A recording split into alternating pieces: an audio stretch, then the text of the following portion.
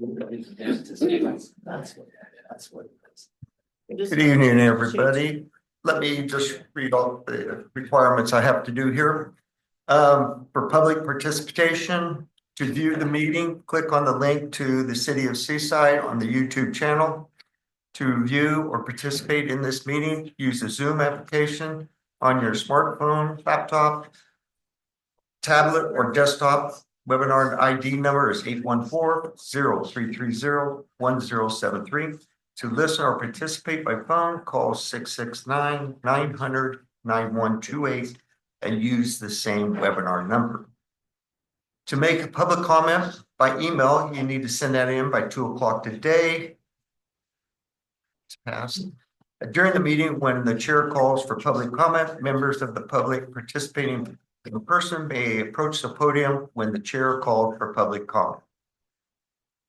Public participants on Zoom can speak after raising their hand feature. The Zoom application, click the raise hand button. On the phone, press *9 to raise the hand, and then press *6 to unmute your phone. Public comment is for 3 minutes only.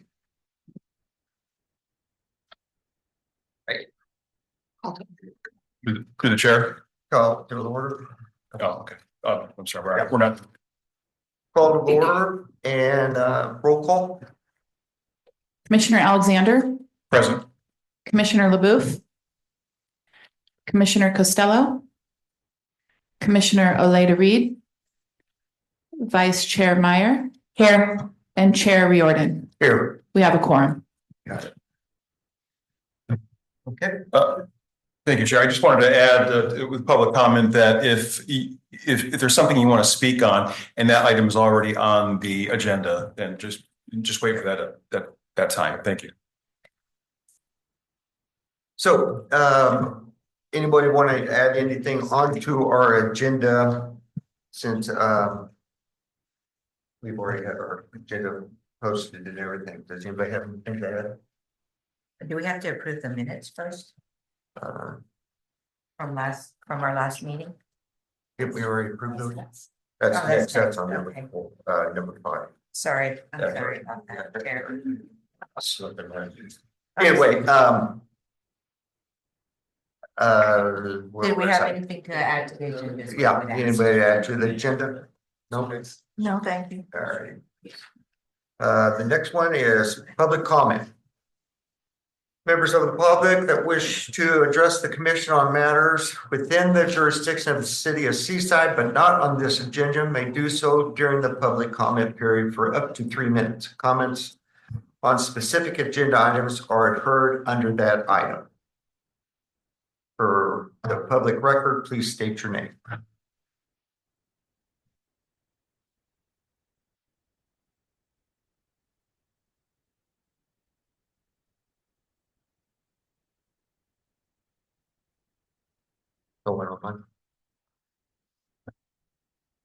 Public comment is closed. Approval of the minutes. We need to approve March 1st minutes. Did everybody have a chance to look at those? No, let me just give me a minute. Just Sure. to go to scan it right quick. And also February 25th is also we have to approve, correct? Yeah, 2 of them. We can look at both those.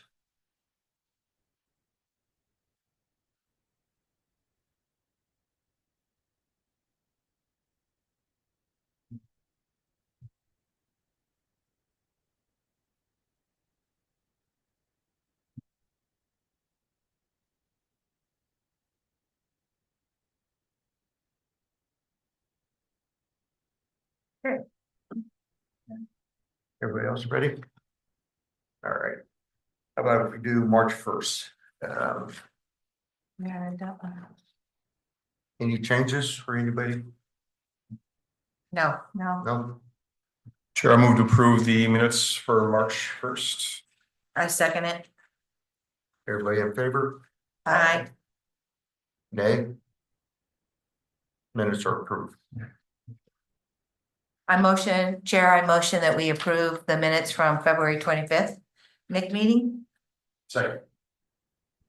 Everybody in favor? Aye. Nays? Okay. All righty, we're to number 6, business. Review and select the house of the month for February. I think Tiffany, you did all the I did. picking? All right. I did, I believe I did Del Monte Heights for February and Hannon for March. And I sent those to Miss Hancock. And I think she was gonna make the printouts. Good evening, Chair and members of the commission. And we have put together a PowerPoint for you. Excellent, thank nice. you. Excellent work.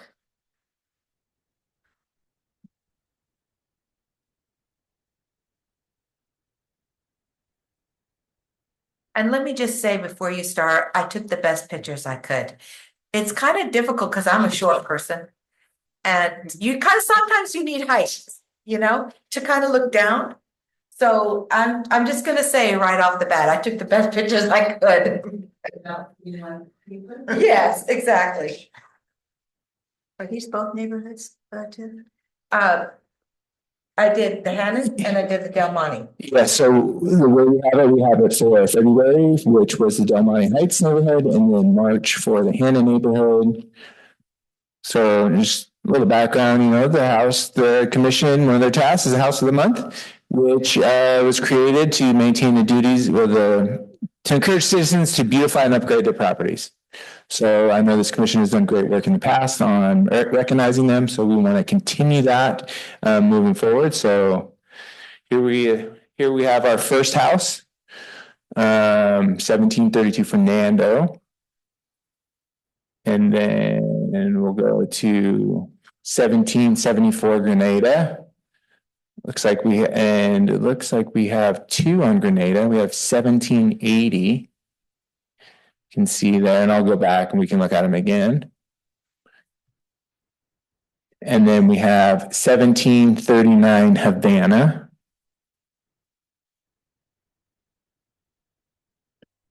(1701) Helena.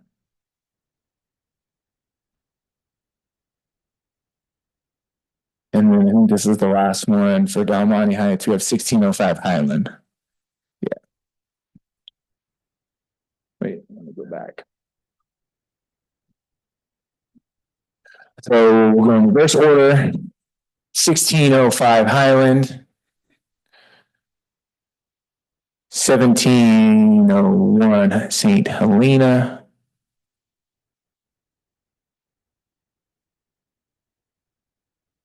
1739 Havana.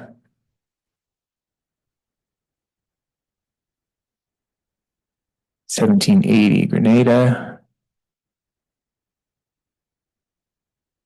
1774 Grenada. Looks like there's some good representation from that street. Yeah. Does. And then 1732 Fernando. Oh. As we go, we'll go back one more time through as we get to the other ones, and we can have a discussion.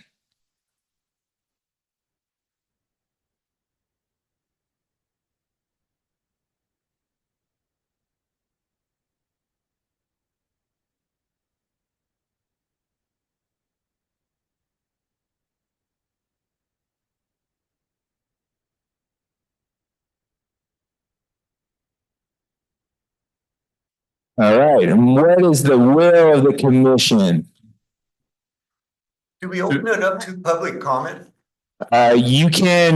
You will, so we can look at the other neighborhoods first. Okay. And then open up to public comment, get their input, and then you can come back and make your decision.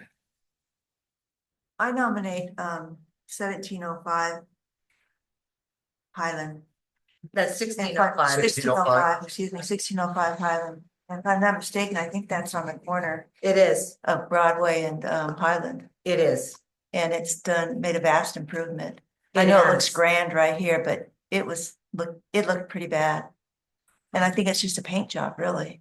It wasn't, they landscaped as well. Landscaped, yeah. They But I mean, it's landscaped. not any addition or anything like that, but it's a huge house and it looked off, oh, never mind. And through the chair, Yes. that's always been my number one, item that I always look for was the improvement they made, because it shows neighborhood improvement. But I want to ask Mr. Me was everything before they even come to us, everything's been checked. I would see, make sure that the homeowners or occupants aren't have any code violations or doing anything that would mitigate them from getting on this list, correct? I've been doing checking. I got the list and I put it on the presentation, so we can. Looked like it. I mean, just visibility. Oh, you did. Jennifer did an excellent job vetting them. Thank you, Jennifer. Great. Thank you. Good job. Any other comments? We want to go to the next neighborhood and then we can open up other comment. All right, so we're gonna go into the Hannah neighborhood. So we have 1696 Luzerne. Looks like they got a little bit of AstroTurf in there. They do. 1669 Vallejo.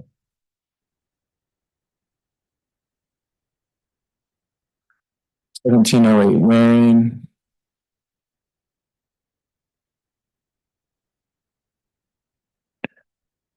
$16.14 Kenneth.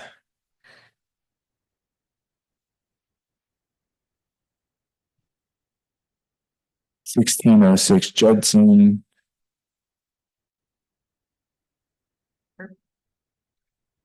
Highway Blue. Blue.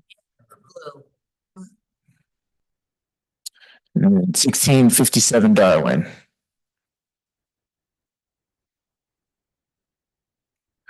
We can go back through.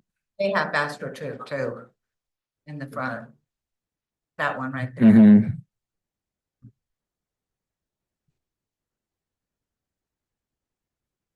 This one does too, it looks like. I think so.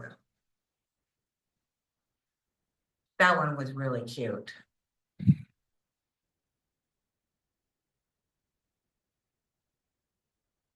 That one was very clean. And that one's really clean too.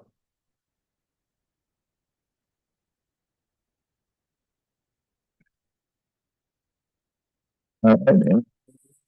Back to the chair. Like to open it up to the public.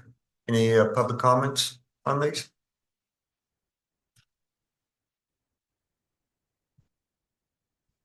Nope.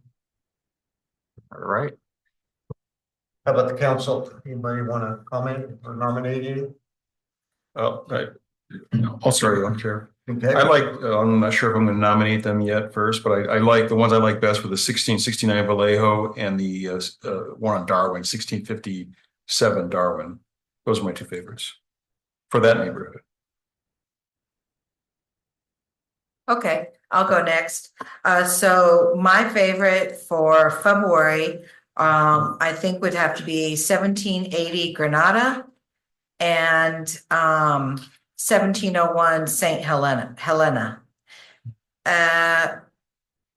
Although I really did like 1605. So maybe okay, let me switch that back. Let me go with 1780 Granada and 1605 Highland. Those are my two for February. And then for March, my favorite would have been sorry, let me get there. I just want to make sure. My favorite for that would have been 1669 Vallejo and 1614 Kenneth. Those are my two favorites.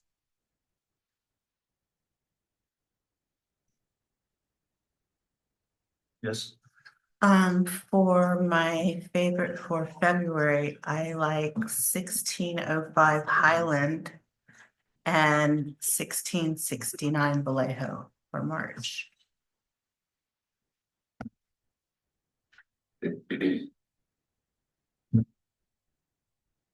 Ramona. Well, as I said, 1605 Highland Mhm. for February. And I'm not sure about March. So I'll just listen to the discussion. And go with that. But I like the Highland one better, right? You like the hybrid one? Okay. Through the chair, just Yes. technicality, I believe that Ramona did nominate earlier 1605 Highland and we took no action on it. I just want to make sure we took action on that, so we either have to no, I don't believe anybody seconded. Nobody seconded. Okay. So maybe there, nobody seconded, so. We can circle back, yeah. Sorry, Chair. Well, I like 1614 Kenneth Street for March. And 1605 Highland.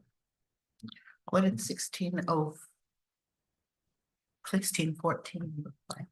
That's what 16 that's what it Oh. looked like. There's 4 pictures there.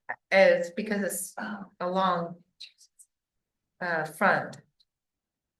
And it was hard to see because of those bushes, but when you're there in person, it really is landscaped cutely. I mean, it's very well landscaped.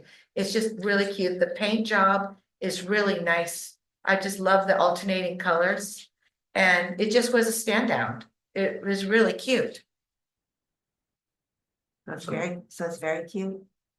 Pardon me? So it's very cute. It was very cute. It was very cute. Okay, so was the question, did it have AstroTurf? No, that one had garden. Oh, That one had, okay. had a garden and I didn't see any weeds. I saw it was nicely tended. Okay. It was lovingly, looked like it was lovingly tended. Okay. Cause in this area, we got weeds all the time know. and it was very well tended. Well, I'll make a motion for the 1605 Highland for February.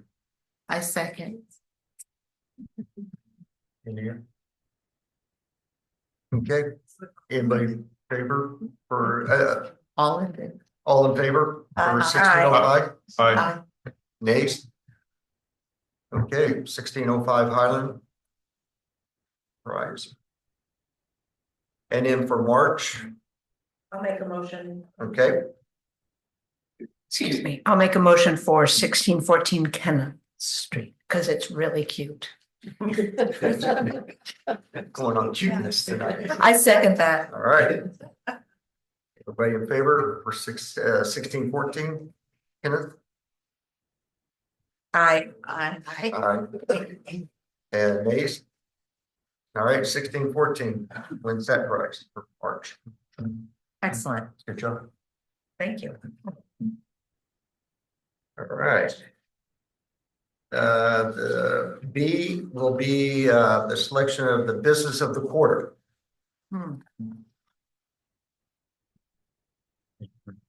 That one too. No, I didn't have business of the quarter, I believe. It's you, Chair. That wasn't me. Well, we'll have to do that next meeting. I did not know that. I wasn't at the last meeting, so I apologize. I will, I'll go take care of that. Well, then you'll need to have a motion to continue this. The table. I'll make a motion that we continue this item until next month. Before we do, could I just, through the chair, do we need to discuss the criteria for, business of the quarter? I don't know. We've already done it. We've already done that? We've already done that. Okay, just making sure. I have it with me. I found it, and I just wanted to know if we need to bring it up. I don't remember this one. That's. Do you know? On the agenda? The agenda, babe. No problem. Might be in the minutes from,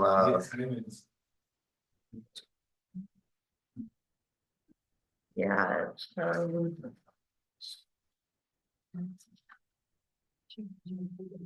Oh, yeah. Oh, this is here, business in July and January. We discussed that in 25 February. Business in July and January. is what we said.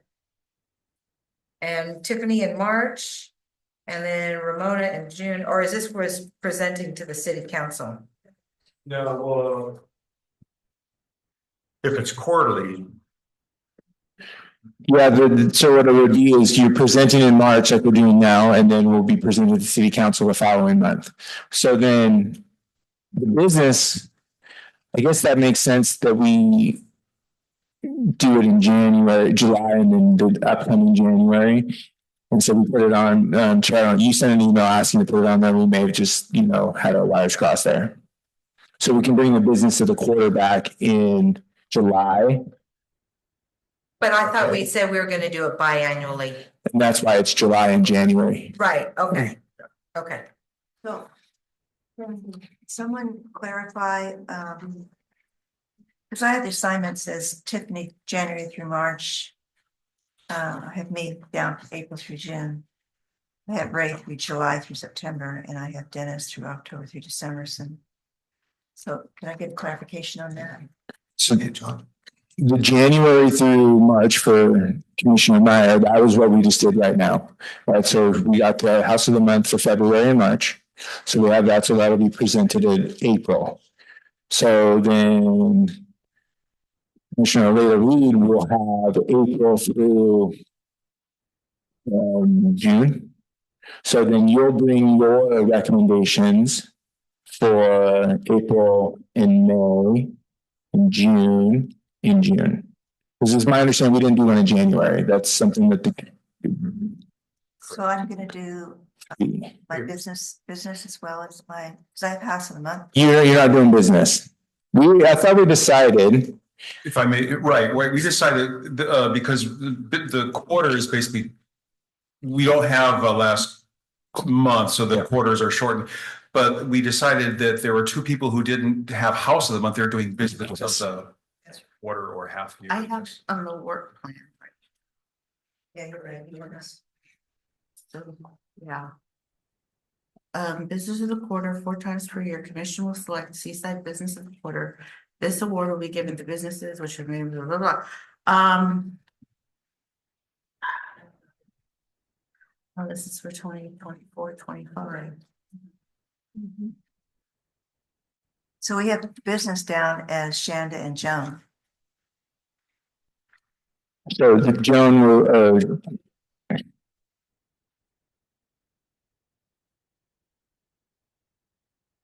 Yeah. that's correct. so, not me. Okay. So So, I hit forget. You have House of the Month in I have House of the Month in what month? after Ramona. so I'm doing the business of the July. quarter. July, September. I'm doing next meeting? No, July. So one of us. Can you do July? Because I won't be here in June. Okay, so So It's summer. switched. Yeah, because I won't be here in. Now that we have that ironed out, we got that fired out, we're ready to do it. we can go to public comment, and then the commission can table this item after public comment. Any public comment on this? Or just as confused as we are, but that's okay. Okay. Open to the public. Closed. All right. No one, I knew there wasn't. So, all right. Let's go to 6C. Oh, motion. To continue item B. Oh, that's true. It's a motion. I don't remember, was there a motion already on the table or? You started it and then. Yes. So you can finish the motion. So there wasn't a second yet? No. What was the motion? Could you repeat it, please? To put this on there in the future, basically to not have this on this, in this meeting because not reviewing, right. Until July. I second that. All in favor? Aye. Nays? Okay.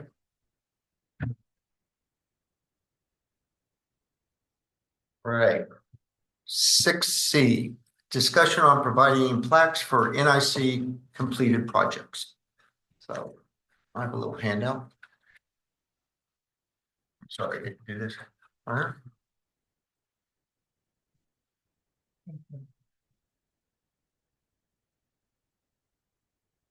So what I did, here. Maybe. I got a sample off of Amazon. And this is a 3x8 plaque that I put on here, provided by Seaside Neighborhood Improvement Commission 2025. This would be like for the benches, for the murals, things like that, we would mount to that item to show what had been done by who. And the cost is pretty reasonable, between 40 and 60 bucks a piece, made out of brass or metal. So, yes, it's open. What about provided by your Seaside neighborhood? Yeah, I typed that in there. Okay. Yeah, I'm open to any changes you want to do. I just wanted to, doing a smaller plaque, it costs you more money Wow. because it's smaller of the print. And so the bigger the print, bigger the plaque. I know it didn't make any sense to me either, but the person I was talking to, nothing good. And then City of Seaside, is it okay to use our emblem on it? Yeah. To the chair, Yes. we aren't providing these things. We're suggesting them, the city council and the TOT funds are providing. So we'd have to change that wording. It should probably say city council and neighborhood improvement commission or something to that effect. Because I know that that's a point of contention. So Sure, Dan. we thought of it, we didn't provide.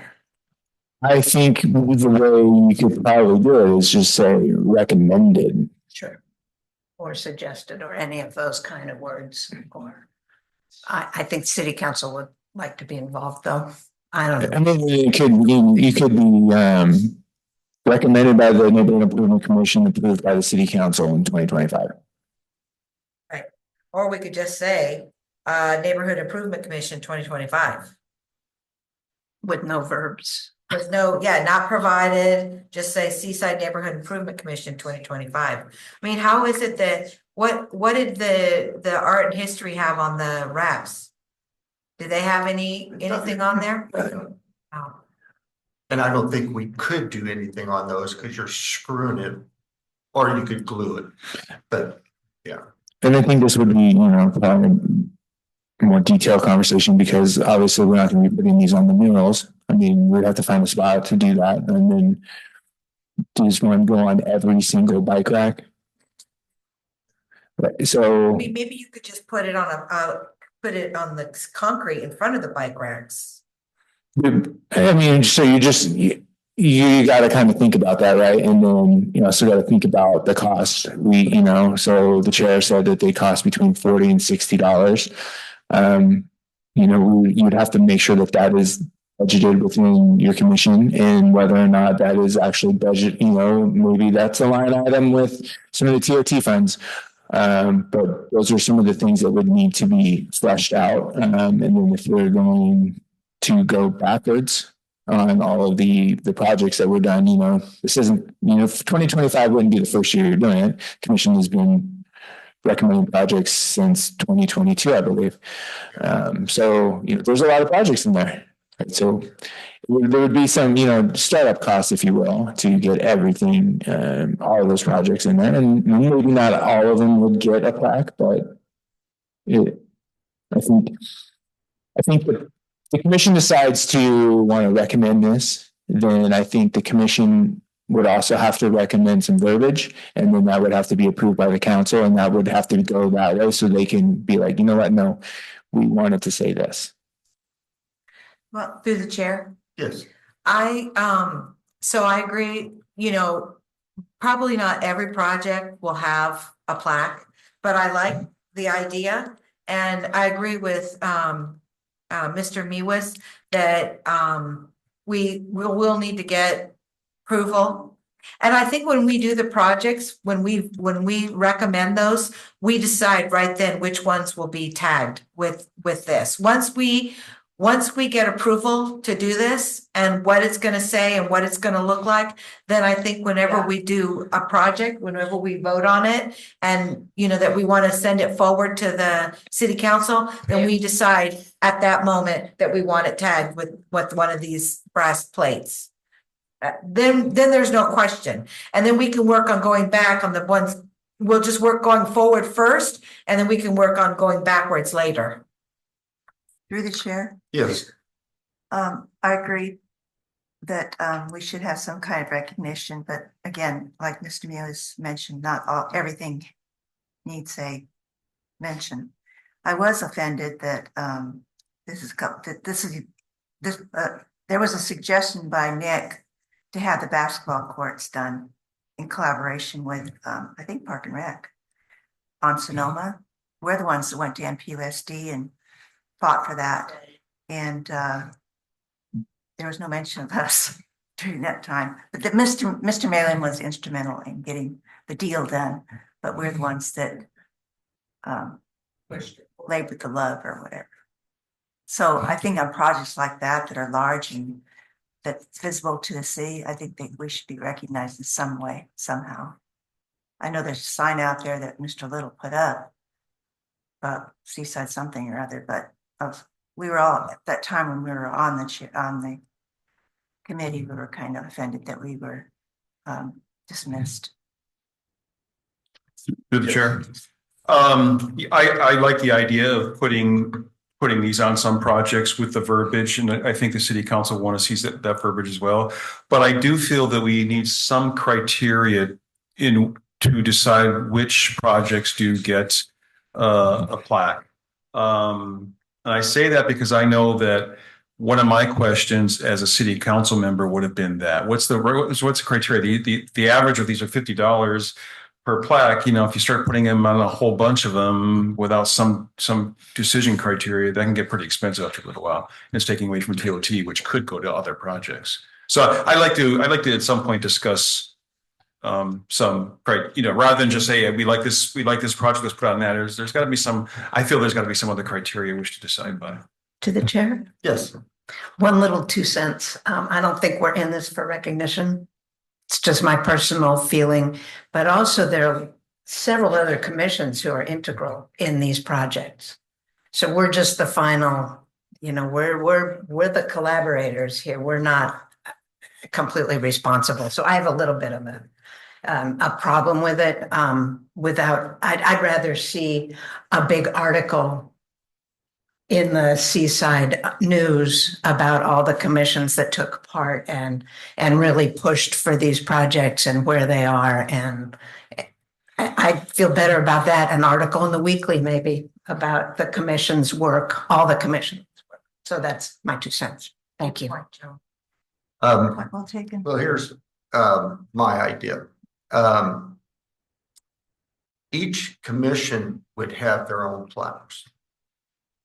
Okay, and we just changed the little verbiage. Number 2, it is for recognition because half the city doesn't even know what NIC is or what we're doing with their money.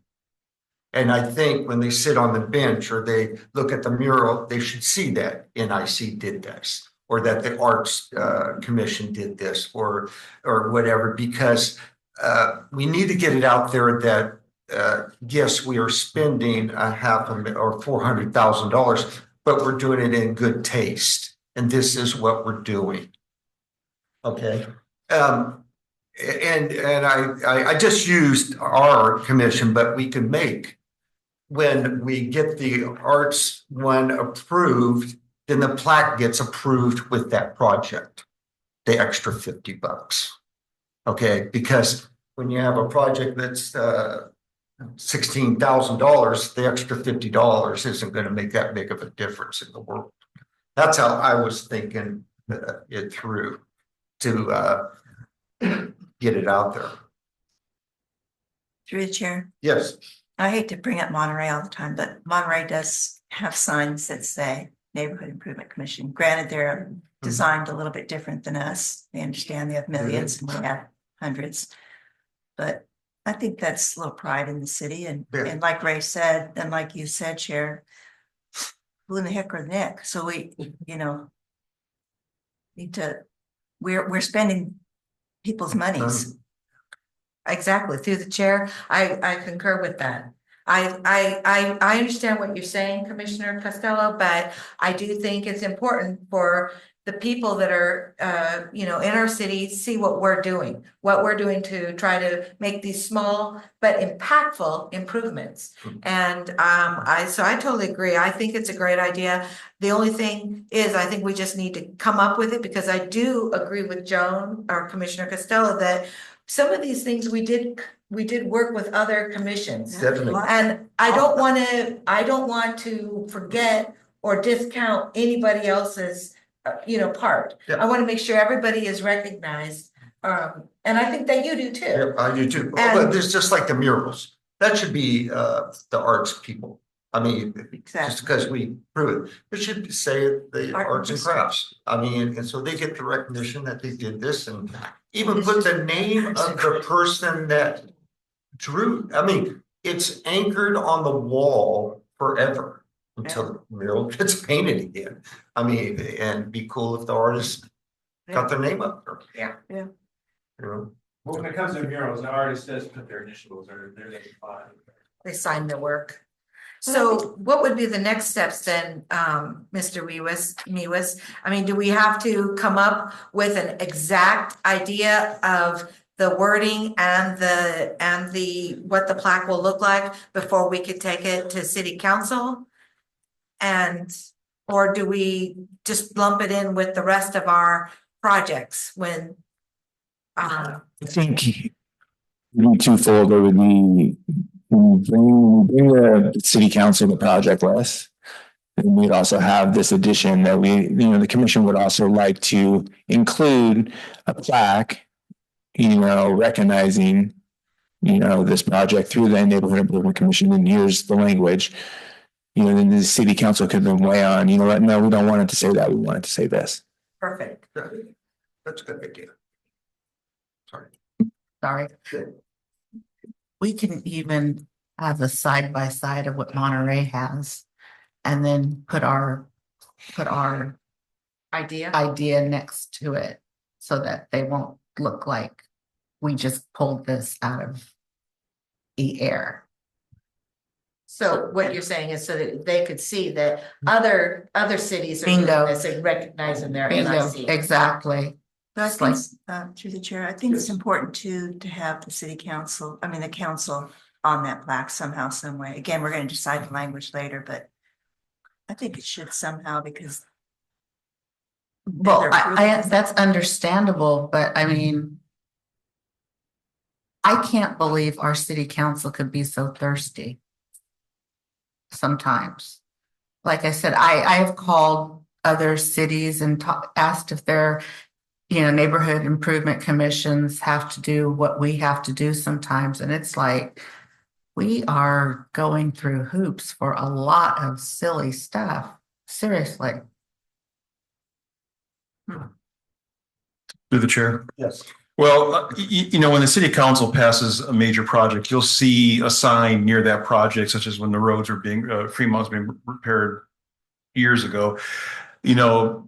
This project done by this company and the city, and they have the city council members' names on there. So they want to see that, fortunately or unfortunately. So it's just one of those things that sugars up the project if we want this. So I think that you'd have to be mentioned, but I'm really, I like the idea. I mean, we're not voting tonight, so I just want to give, my input here. I like the idea of a plaque because it shows it's lasting rather than just a news article. But what Ms. Costello said, I think is very, very important. We're just the arbiters of the projects. The other commissions. I mean, we have our own projects as well too, but the ones we decide on, they may be the idea of another commission, and I think that needs to be noted.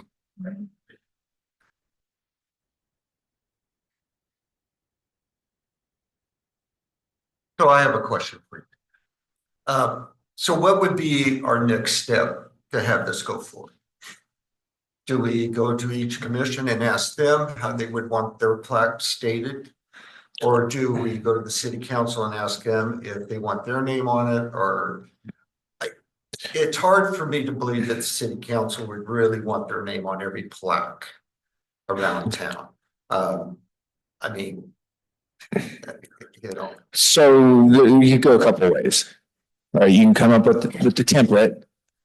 Right, and the template could say something as simple as, recommended by blank, and then you fill that in with the commission that recommended it.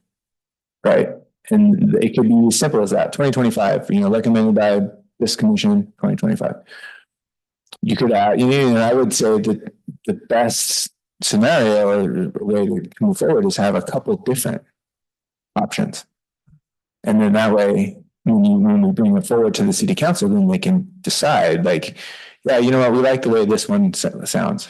You can have one in there where it's just the commission. You can have one where it says, like I said a minute ago, recommended by this commission, approved by the city council. You can have that, right? If you give them that, a couple different options to chew on, then they'll, be like, we like A. Right, and then you have an idea, or they could say, what, we don't want to do this at all, and you have that idea. But I think bringing this forward at the time when we're already having them recommend the projects, and this is just an add-on. Hey, you know what? We really want to make sure that the community is aware that this project was recommended by the Neighborhood Improvement Commission, because, I think the community would be like, oh, wow, like that's great, right? As somebody that plays pickleball, I would have never have known, most of those people don't know that that project was done because it was recommended by the Neighborhood Improvement Commission, or recommended by the Parks and Rec Department, but got funneled to the Neighborhood Improvement Commission to kind of support that recommendation. Right? We know that there's a variety of things that get brought to you, but not everything gets supported. So that's a good win right there, right? And that way people can be like, oh, Neighborhood Improvement Commission. Maybe they can then advocate to other commissions for other projects later on down the road, and they can help get more community input. Right, it's putting more of a face on it. Excellent. So, yes, Chair, if I may, I think we should I think what we should do is we should all of us come up with wording and bring it to the next meeting. And then we can have a discussion. Everybody can have their own ideas when we've had time to think about it. We bring one, he said have several recommendations that we would put forth to the city council. We all come up with something, we bring it to our next meeting, and we have discussion and we vote on which one we like the best, or the top three. Exactly, and then we'll include it when when Mr. Mewis takes our projects that we voted on forward to the city council. I think I'm sure the chair. yes. Maybe that should be separate from the suggestions that we put in. Oh, No, Mr. Mewis said he thought we should do it at the same time. I mean, too, right? I think it could be one of those. The commission has ongoing projects. But maybe one of those ongoing projects is just the continued recognition of NIC's work. And that's a line item in those projects. And that maybe every year you're going to say, we're going to do 10 plaques. That those 10 plaques are going to cost $500. So then that $500, then we can assign, maybe the commission does 15 projects. Okay, well, which 10 are going to get the plaques, or which, however many plaques are recommended to do, right? Maybe it's only the big ticket items, murals, or the park, the playground, or things like that.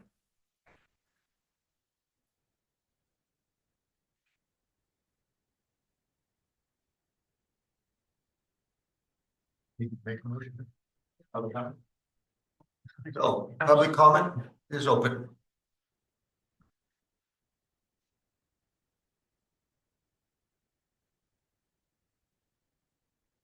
We do have someone online.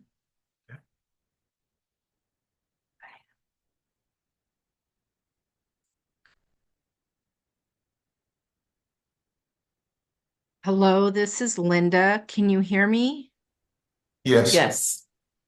Hi, my name is Linda Cunningham. I'm a resident. I am a member of the Homeless Commission, but I'm speaking now as a private citizen. I have made a couple notes for the wraps. Maybe this plaque could be actually just part of the wrap, or it could be a sticker that could be applied to the wrap. It doesn't need to be a metal piece attached to one of those boxes. And the wraps are beautiful. I also agree with giving the council multiple options, and those multiple options could be different wording, different designs of the plaque, different sizes of the plaque.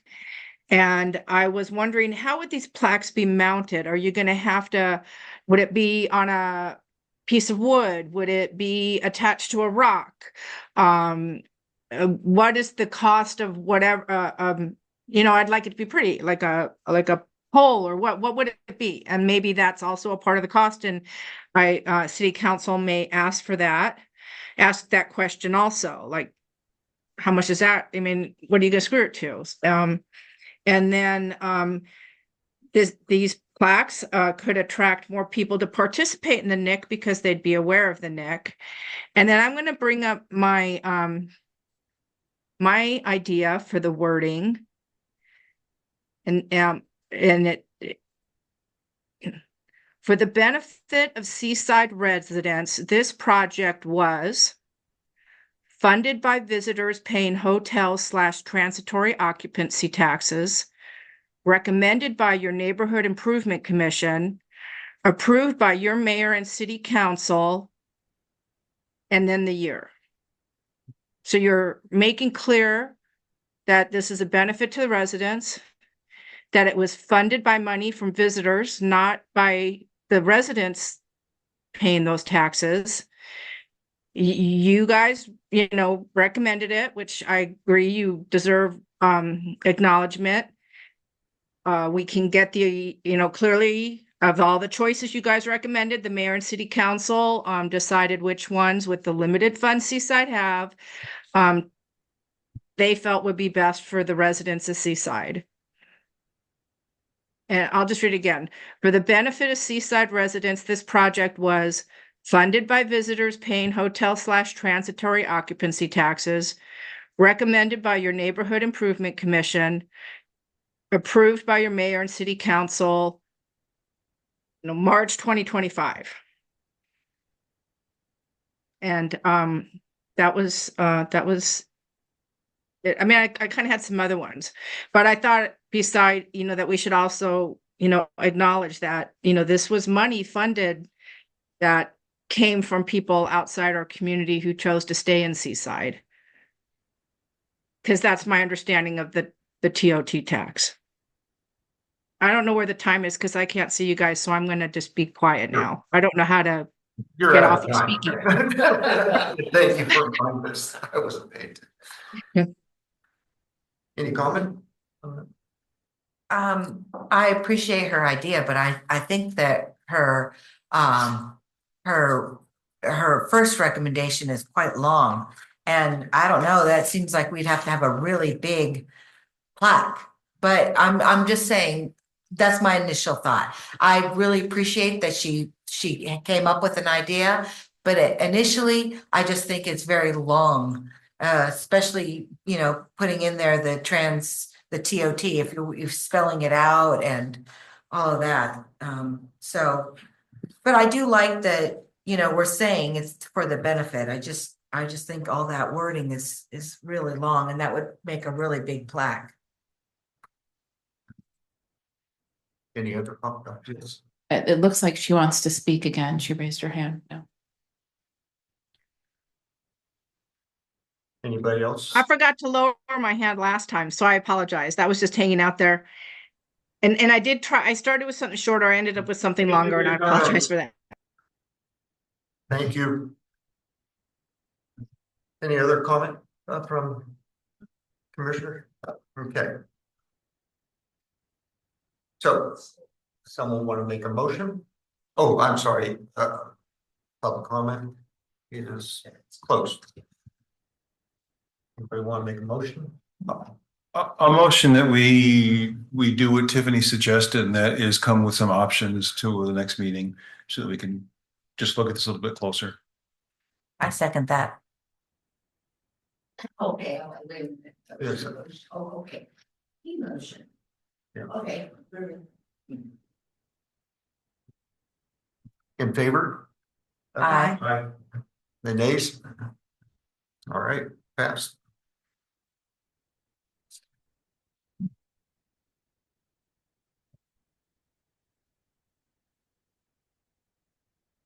The next one is, I have put on here, review projects discussed at the retreat and provide direction to staff on next steps.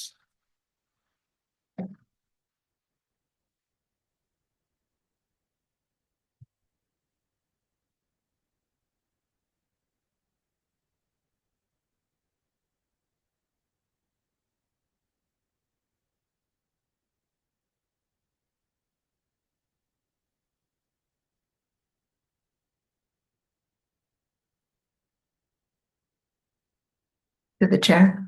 Yes, It seems like our next step was to get more detail. Have you, and you came with that already? And So, you're awesome. good evening again. yes. So I got not full out detail. We got some preliminary details, and then I did send some emails out to the submitters of some of the projects. I let them know which projects were selected, so that way they could also come back in and provide some relative information, provide support for what was, the commission, selected. We did have a nice robust discussion on that Saturday morning. And we got a nice list. We have 34 items on this list. Some of them are duplicates, but we can kind of go through. Jennifer, can I see the mouse?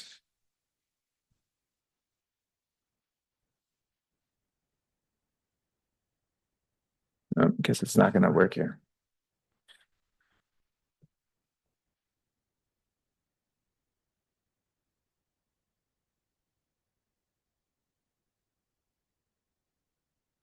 Scroll. I made sure the one I added was the tree giveaway program, because that was one that did come up at the top of the annual. And we can still adjust this as we move forward. We have the 10,000 for the tree giveaway program. I guess it didn't save. So I did we look at our proposed projects, and maybe Jennifer, you can fill in the line item here for the first one for the Welcome to Seaside in Every Language at Broadway and Fremont intersection painting. So I did get a preliminary number on this. We actually have some staff that have actually done a project like this before in other cities. So the preliminary number was $100,000, and that was for a smaller intersection. So, so the commission is aware, the process for this is actually, it's not paint. It is the thermal plastic that you would see like a crosswalk or the signs that come in all the colors and everything. So it's put on, it's heat pressed and so on. So it is actually a really detailed process to ensure the life of those murals and those paintings. So the examples that I got were, really was an intersection by a school, and it was the school mascot, right? So we're thinking about, if we think about that, right? And those are, smaller, kind of intersections that are one lane, right? Here we are, we're looking at Broadway and Fremont. It's a big intersection. And when the public works director is in the room, and he can come out and maybe give a little more insight on that, because he was one of the ones that did do that project. But I just wanted to put that out there that, it is doable. Staff have done it before. They have worked with organizations, but that was the going rate back years ago. Okay, so just putting it out for the commission's consideration. And I'm going to keep going, and we can talk about this, right? So we have 4 to 6 benches, Eucalyptus Road. So we know that each of those benches are ready at $4,500. So if we do the 6, we're looking at 27. Enhance the beach entrance to make an Instagram worthy photo opportunity. This one's a little challenging. I actually drove through underneath the underpass there and tried to think about, envision what would it actually look like. And the first thing that came to my mind was actually murals on the posts of the underpasses, right? Like, but that is a lot, and that's just my initial thing, right? Like that is a larger project because you have to get Caltrans encroachment permits and things like that to go with that. But I want to, trying to think outside the box here, right? And like to me, that would really sell kind of that. And I'm assuming, if you think about what a mural on a wall costs $15,000. I'm assuming if you're going to paint a mural on the side of those, on that, it's going to be a little bit more pricey. To me, that was kind of like the envision that I thought when we were thinking, when I was thinking that idea. Tables, Oldemire Center, roughly the tables are about $350 each. We're looking at 27 grand. Welcome banners, 7 languages. Those banners are $60. So 20, about $1,200. The electric bulletin board, City Hall. So initial reports were that's around $35,000 not installed. That was a report I got a while ago. So that cost probably is up. So we could be looking in the $50,000 range. An event is about $5,000. I had no information regarding an app about resident or things like that. I think that there are apps that are out there, but those are a little more they're subscriptions and things like that. So I think we'd have to look at some more of a deeper dive with IT to kind of see what that would entail. We had the wheelchair accessible to the benches on General Gym. We're looking at probably an extra $2,000 to make those pads a little bit more.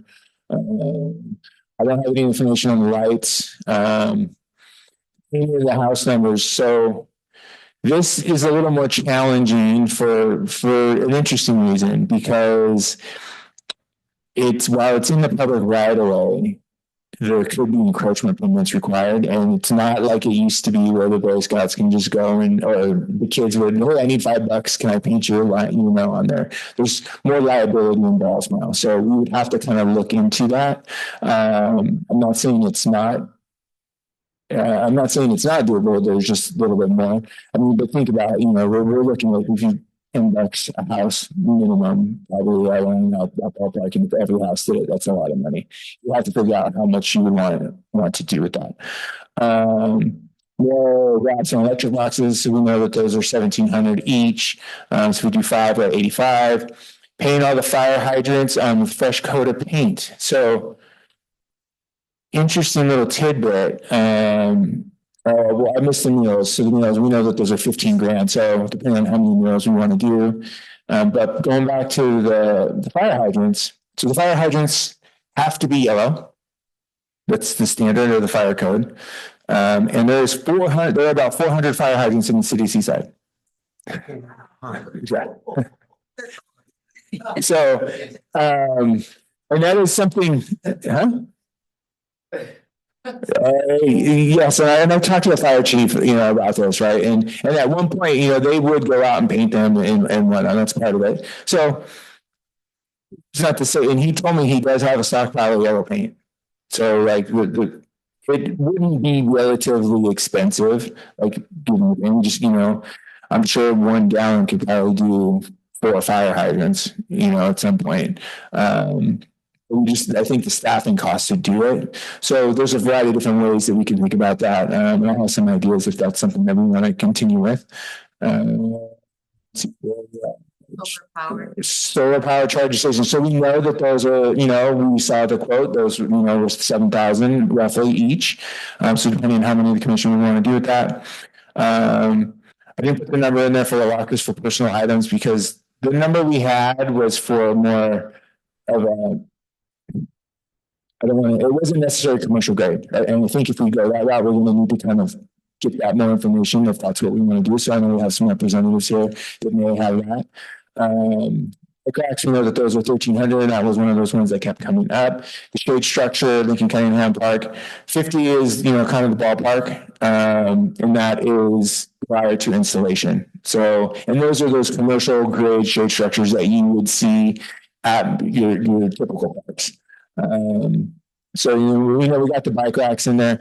The adult recreation equipment, I didn't put that in there. We know what it costs Lincoln Cunningham to install, around 400,000, but I think you could potentially get it cheaper depending on where we do it. I know we had, we discussed the, Laguna Grande and whatnot. So I think there are some options in there just depending on how we want to go. We wouldn't have to necessarily do full infrastructure, I don't think, if we put them in a different spot.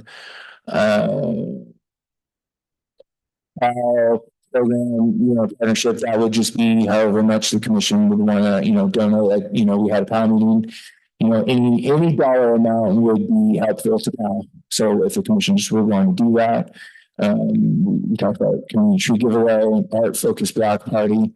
That's just an event if you want to, put in, $5,000.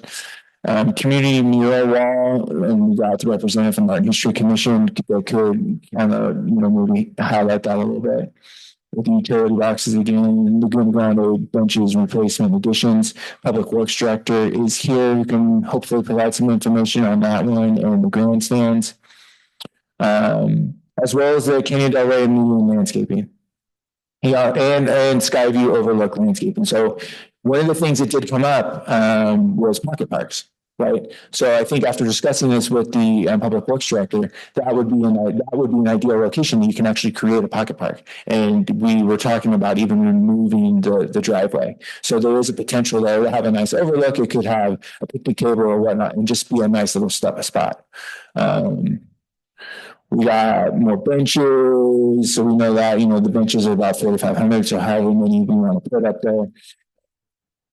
The signage with directional arrows to the monument. So the monument signs, the little ones that I had put up on Eucalyptus are about $5,000. So if you want to do a nice bigger one, we're looking probably 5 to 10 in that area. We know $1,500 to help Earth Day, which was a recommendation. Install a welcome to Seaside sign on General Jim Moore. $15,000. And this could go a variety of different ways. And one thing we can even look at that's maybe not so big. I know that there was kind of some grandiose plans in the beginning. If you look at the one that was on Broadway, the one that says welcome to downtown Broadway, it could be something just like that. And it could just say welcome to the city of Seaside. And use that same kind of look, which is kind of our standard look. That would something we can look at, and that's right around that ballpark of that $15,000. That's nice. That one that's right down here, at the bottom of the tree. And then if you notice, that's the same shape and size that we use for a lot of like Laguna Grande Park has one, Pachetti, the big Pachetti Dog Park one, if you will. Bike racks and murals in Seaside allocate $2,000 to hire a consultant to identify possible locations for mural art in Seaside. A little fun fact, I was speaking to, a lot of people talk about our murals and how Sand City has a lot of murals, right? So I was speaking to their city manager, and they have a curator that is actually responsible for getting all the murals and finding those locations and stuff. So I think it's kind of similar to what this vision would be. You hire someone to kind of identify some of those spots. I think we are getting kind of limited on public buildings. For murals, we may have some spaces. So then if you start looking at the private buildings, there's more rules and regulations that are involved. I don't have to go out in History Commission. You have to see designs and stuff prior, but those are all things that the commission can work through. So right now, and I don't think it included the 100,000 for the sign or for the intersections, all park numbers right now where we're at with the numbers I included are right around 283. And if we look at, what the standard has been around 300. There's some wiggle room here, depending on how some of these other items come out. We can kind of make that decision. But I really just wanted to kind of bring it back and give you some of the information that I knew we already had. I knew we were going to need to get more, but also I wanted to make sure that the individuals that had the opportunity to present, they could kind of come in and sell some things too. And maybe they say something on something that wasn't necessarily selected the first time, and maybe change your mind a little bit. I don't know, but you know, I think we got a really, really good list here. And if you think about that, those are all ways to improve our neighborhoods within the city. So I want to thank you for your hard work. That Saturday morning putting together, because I think we had a really, really good in-depth conversation about all of these things. And so I'd be happy to answer any questions right now. Just want to thank you. That was quick. This is a very quick turnaround and very comprehensive. Thank you very much. Through the chair. Yes, Mr. Rivers, thank you very much. Very efficient. I do want to ask, are these prices, are they current or are they from what we may have had in? Yeah, so this is a lot of what we base off what we did last time. And I did research some of them to kind of get some information, kind of from what I know through my, my networks. But a lot of them aren't necessarily, the benches and things like that, those prices aren't really going to fluctuate too much. The bike racks aren't going to really fluctuate.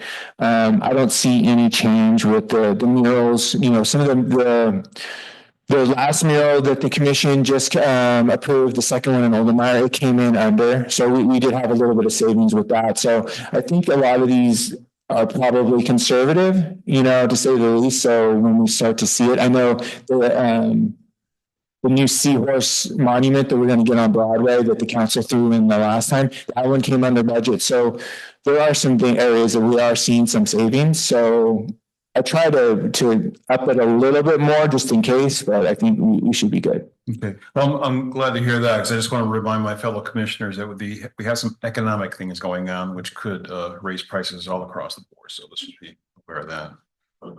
The tariffs. Yeah. And the good thing, a lot of the stuff, is the meals and stuff. That's mostly that's labor. Yes. Through the chair, I have a question. With on the curator, I'm curious, does the curator also for Sand City, did they also go around did they talk to the private owners of the building and get that permission and work on that whole process so that all we would have to do if we got a curator, if we recommended to pay a curator, then all we would have to do is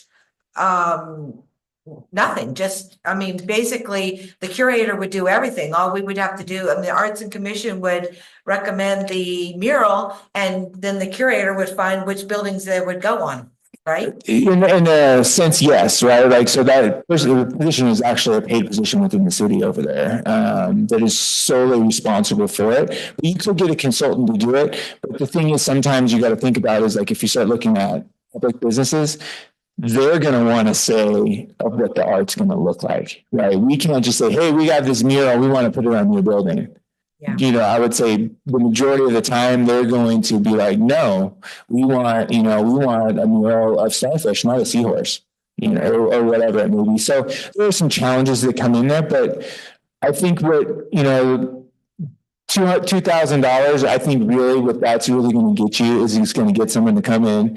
It's going to look around the city and say, you know what, we have identified these 4 locations as probably the best spot for a mural, whether or not they do the right, you can write it in the scope, whether or not they need to make the contact and work with the business owners and see if they would be open to that. I think that's more of another conversation, but I think you could get some work out of that.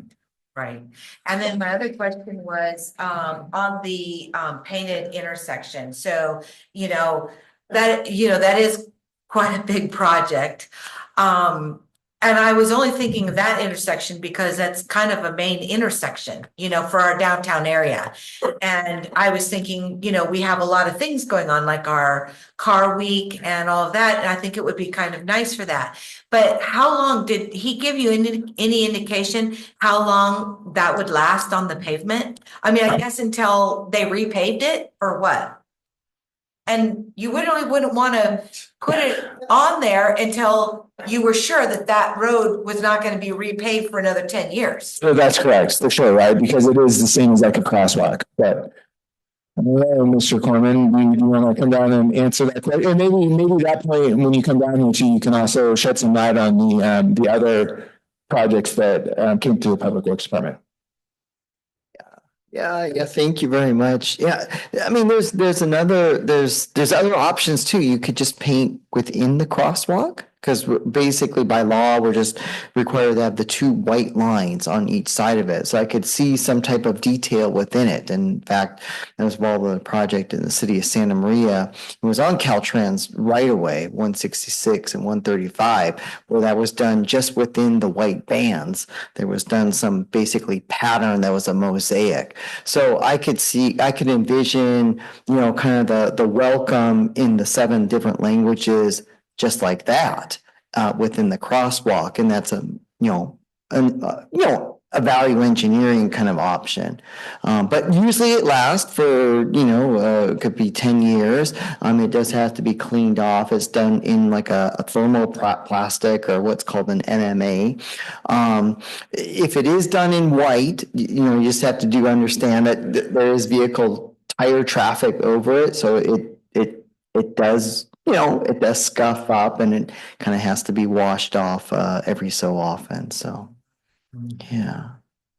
Does it come in colors? I mean, Yes, any color you would like. Yeah.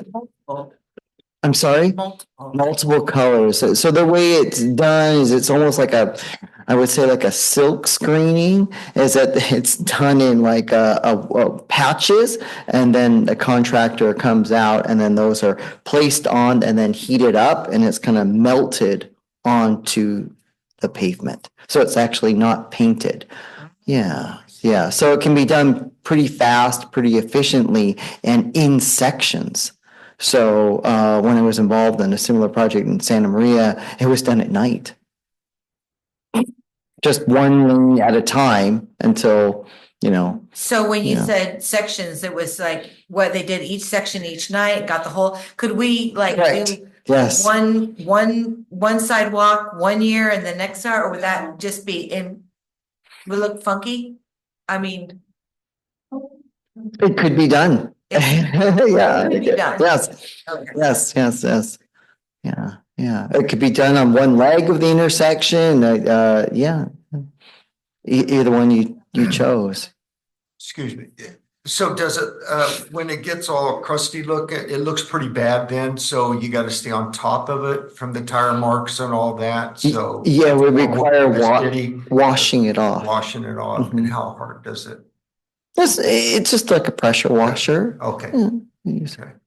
They don't do that to the sidewalks, and the sidewalks look fine.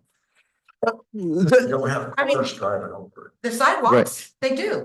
They walk over the sidewalks. Not the cars. The No, crosswalk, not the Right. sidewalk, the crosswalk. The crosswalk. Crosswalk. Yeah, it's just over time, and those are refreshed as well. So Oh, they yeah. are. Okay. Any other questions? Do you have pictures of the ones that are done, the one that was done in Santa Maria by any chance? Yes. Could you maybe bring that? Sure. At the next meeting? Yes. That would be great. I mean, just so we could see what it looks like. I mean, because I know what I envision, but I'd like to see what other cities have done. Great. Yeah, there's several examples that they change the character of the intersection, and it's a nice touch. I Yeah. think so. I think Yeah. it's a rich touch. Yeah. Makes our city look Yeah. like we're spending some money. That would be a good time to ask some questions on Grandstand. the benches, the ground and stuff. Yeah, that's where I was going. Yeah. So So yes. is this something we can do with Public Works? Like this will not just be. Yeah, the idea with the benches was actually recommended by Monty, because many of those benches in the Laguna Grande, excuse me, are falling apart and dilapidated. And his idea was to replace those and then use the parts out of those to fix some of the other benches around. So it's kind of a value engineering, kind of economical way of use of those parts. So, and then we can add additional ones just depending on funding. So that would be picnic benches or just sitting benches, whatever the commission decides. How many benches are at Laguna Grande right now? Do you know? I don't have a total count. Yeah. But we can do a survey of that and get back to you. It says Yeah. 8. It says 8, so we'll have to see if that's accurate. It's actually, you know, so when you think about Laguna Grande, because it's 2 rentable spaces, Mhm. so the big space has 2 large ones that probably seat 10, 15 people on each side, and there's 2 of those. So it's not like it's one separate bench, it's, you know, like almost kind of like a cafeteria style. And then the other smaller one has a couple smaller benches. But I will echo what Mr. Corman was saying is those benches over there now, they are old. They're steel or aluminum, which can be challenging. And this isn't something that we right now, the city, we haven't been able to budget for. So that would be a nice touch. Mhm. If you know, that the Nick could do. So is the 40,000 pretty close to what we would spend or do we? Yeah, I mean, and again, you know, depending on the pricing that we get, but the estimate was made based off of, you know, the products that were purchased at Lincoln Cunningham Park right now. Oh, okay. So Okay. we have a good idea. Yes. Yeah. And what about the gazebo? So the gazebo or trellis was just another idea because the one is being considered and looked at for the Lincoln Cunningham Park. So it's just kind of another idea to kind of replicate that sort of design down there. How big would it be? Like 10 by 10? Depending on the budget that's available, I think the one about that size, and that's what's being considered up at Lincoln Cunningham Park. And Yeah. how much is that one? Do you remember? They vary in cost, but right now we're working with the building department because if we can buy like a prefabricated one or something that we can assemble, they withstand, I think, wind loads up to 100 miles per hour. They don't come with structural engineering calculations. So we're, because they're going on city property and not in someone's backyard. So if we have to go with something that's a commercial design that we purchased through another vendor, the price will go up. But Are they vinyl or are they we're looking at like wood, cedar. Yeah. cedar wood? Mhm. Okay. Very nice. Right. And nothing that would be covered, because I know there's a concern, there was brought up a concern that the, of homeless people or anything camping underneath it. So it wouldn't be covered. No. It would. It- I've seen it- gazebos that have those little tops. It'd be similar like Roberts Lake. Mm-hmm. So Roberts Lake has a slatted one. Correct. Yeah. It's not I'm- covered, it's just slats going. So the sun Oh. comes. Oh, okay. I'm really interested in making the improvements to Laguna Grande because I think we should showcase Laguna Grande Park more. I know it's a busy street there, but so is Monterey's Del Monte when you go windows by the bay and everyone you always look to the right and don't see the bay, but you see people participating in the park portion. So I'd really think a grandstand or the gazebo with the slats would be good and any other kind of improvement. So if you could make that grand, that would be great. And how would you keep people out of the gazebo when it's not in use? I mean, would it be cordoned off? So anybody could use it at any time. So what if somebody wanted to use it to get married in? So the way Laguna Grande operates right now, it's a rentable space. It operates on a first come, first served basis unless you have a reservation. So I would say most weekends in the summertime, we have reservations out there. Okay. And then it's used for city events and programs that we reserve it for. So, I mean, and I think we're talking, it's not necessarily the gazebo that you would for a wedding. It would be more of just an overhang. It would give it a little ambiance if you're there for a picnic or a barbecue, right? It wouldn't be, I mean, if you're having those kind of parties, yes. It's not one that you would necessarily go and, I'm trying to think of like, you would stand under and just, yeah. What kind of price would you put on a gazebo?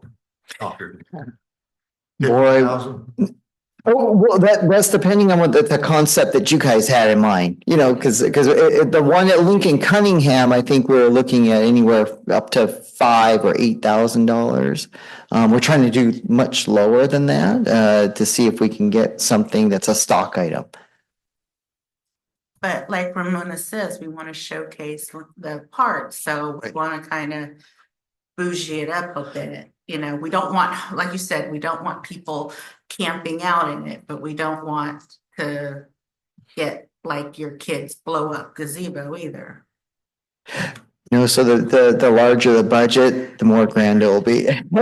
So that's I guess we'll just have to, you know, if you guys have a meeting on the minds and then, you know, of what you like to see out there, then we can build it, you know, we'll get it done. Through the chair. Yeah.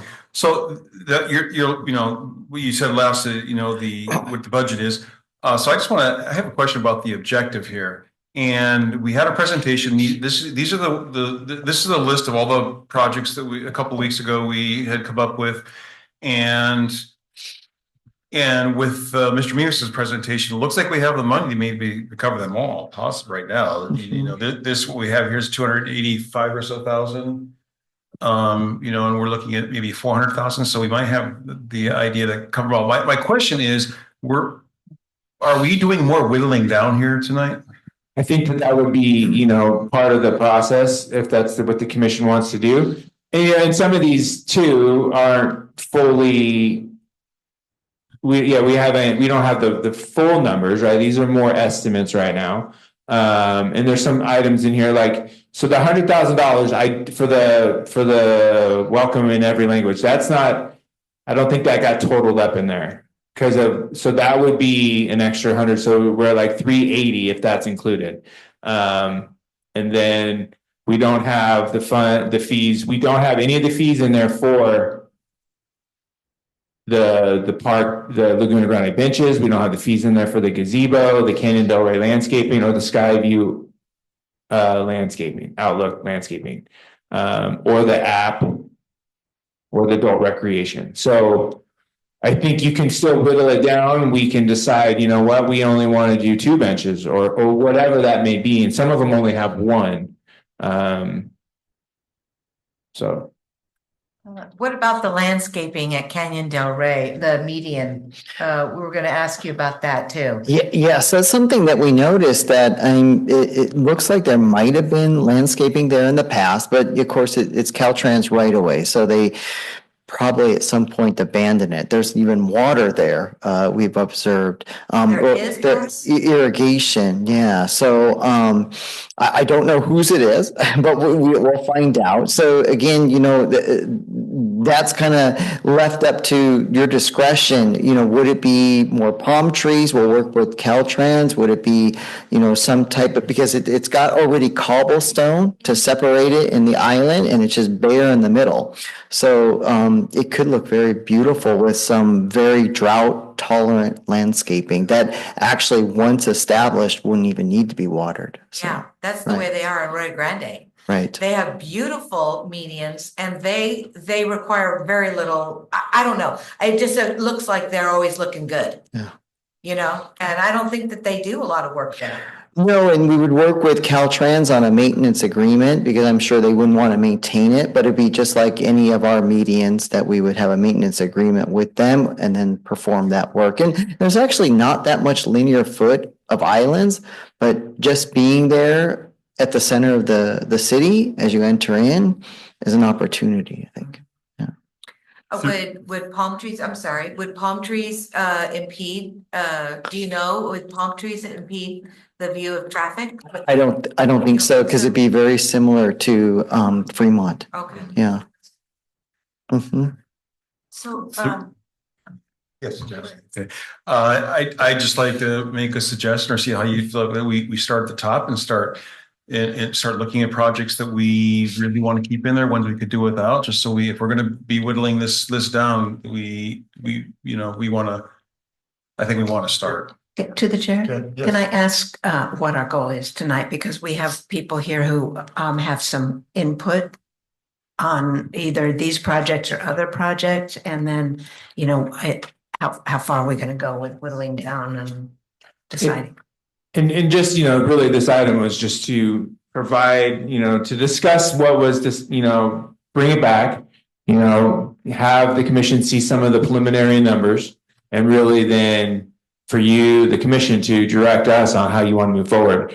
If you want to come back with this entire list and come up with real numbers, that may take, some more meetings for us, some more time for us to really get that information. If there's things that you want to maybe, not move forward with, but as Chair Costello said too, right, we do have some of the people that represent these commissions in the room and they can ask any questions. I know we have the Homeless Commission Liaison, the Art and History Commission Liaison, and FOSPA and Sustainable Seaside in the room. So, really supporting all of these projects. One thing we could do is we could just go right into public comment.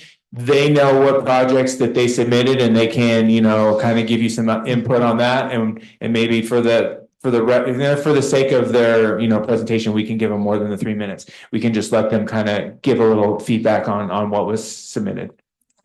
Through the chair? Yes. And prior to hearing from the public, I would like to, Mr. Reed said, maybe get some more perfect numbers for the ones we're missing here. I'd like to see that so that we can, compare that to what we see as the preliminary cost right now we're going to have, just so it gives us a little bit better working room to deal with. So I would like to see that.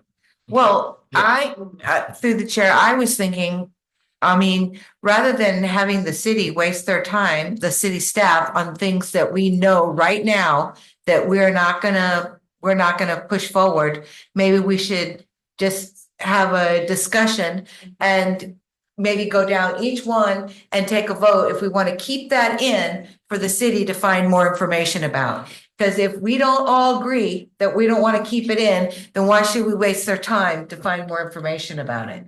And we can, I would not recommend doing that until after the public has a chance to speak. Yeah. And then, then we can go through and then we can whittle it down and then we'll ask the city to give us more information. And then we can start that whittling down process even more once we have that more information. Does that sound? I agree. Yes. I don't quite agree because we don't have the numbers that we need. There are things that I want in there, but if they cost twice what's up there, then I wouldn't. So I think that's a little premature. It's just trying to get things that we know we don't want. Can I make a suggestion? Maybe we have the representatives tell us what their priorities are of what they see the numbers up there and have them give us what they think they would like for us to look at. And then if we have the numbers up there already, then we can discuss it. Agreed. And then we could open up to the public and then get their comments and then go from there. Yeah. Because some of those are going to come off the Yeah. list. There's no doubt about that. Right. So let's get. Even though we have enough money in there in the coffer, Yeah. Yes, thank you. Thank you. Thank you very much. And just to share, from the staff's perspective, these are really fun projects for us to work on because they make, we see that they make a huge difference and they brighten up. So we welcome it. So. Is there anything that you would recommend? Other than the things that you recommended, was there anything that stood out to you that you thought would be really impactful? No, we really like them all because the staff looked at them and, we really like them all. We just, That's good. On the gazebo, I just got a concern on this. If we go cheap, I've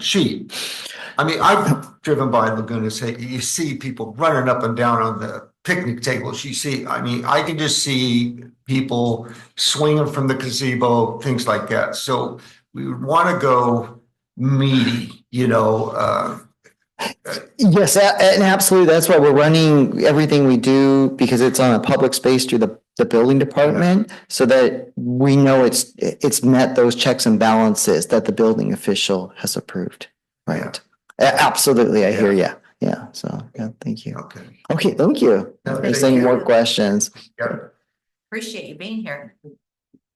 So let's open up to the public. Yeah. Who would like to go first? I'll be brief. Well, good evening, Keon Higgins, Liaison Art and History Commission. So we had our meeting 2 days ago. Yeah, been a long week. And I told them, hey, we're gonna have this meeting tonight. And I thought someone would come, but they're not here. They are just grateful in general just to have murals. They are trying to promote the arts. We have a few new commissioners who would like to have more items like, where was it? The block party and even kind of like an art forum. And these are pretty low costs, like maybe under $1,000. But instead of, you have the murals, which is very public, it's, very visible. They want more development on the ground as far as bringing artists in who don't have the space to showcase things besides just paintings inside Avery Gallery or anything like that. But they want to get more of maybe pop-ups, stuff like that you might see in other cities and then bring it to Seaside. So they want to keep whatever it is we have here and keep it going. So Pretty much it. Yeah. Yes. Exactly, I have it in my mind, but exactly what do you mean by an art-focused block party?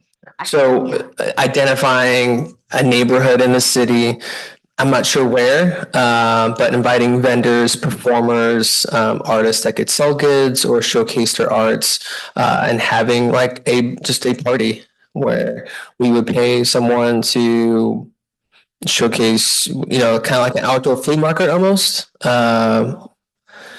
Multiple, correct. Yeah. And this would be in addition to the tour that we do in Seaside Artist Tour. Correct. So that one is in September. So would you want this other one like in the spring? So that Definitely wouldn't, you can be outside. Yeah. So spring or, maybe it's like early fall or something like that. But they want to have a place where it's all ages, it's free, people can access what's going on here. It's, instead of a building, you're outside and you're one place. correct. So like an event. Yeah. Chair. So are you thinking about a city park, sir? Not at a park. I mean, because they were thinking it's Neighborhood Improvement Commission. They were thinking like shutting down the street. Oh. Yeah, if possible. Because, I think they want to work with you guys. To the chair. Yes. Just a quick question about that came up in our meeting was, does Parks and Rec have to run it? Who's going to run this? Because it's a huge, It would probably be me and recreation staff. But we do events like this. I mean, it's kind of like our DNA. And of course, the commissioners, they would be assisting as well. But we work with vendors all the time. We work with performers, all that stuff. So it's not new or anything. And kind of like as Thomas was saying, these are fun projects. They just see stuff like this. So it's not like, oh, this is going to be, this is great. It's going to be really wonderful to try and pull off if we can do it. Through the chair. This is just procedurally. And Mr. Bean was want to get your input whether you agree. This is public comment, so it's not supposed to be a conversation. Do we need to vote on it to be otherwise? This isn't public, this is a presentation. Well, we are doing public comment right now, yes.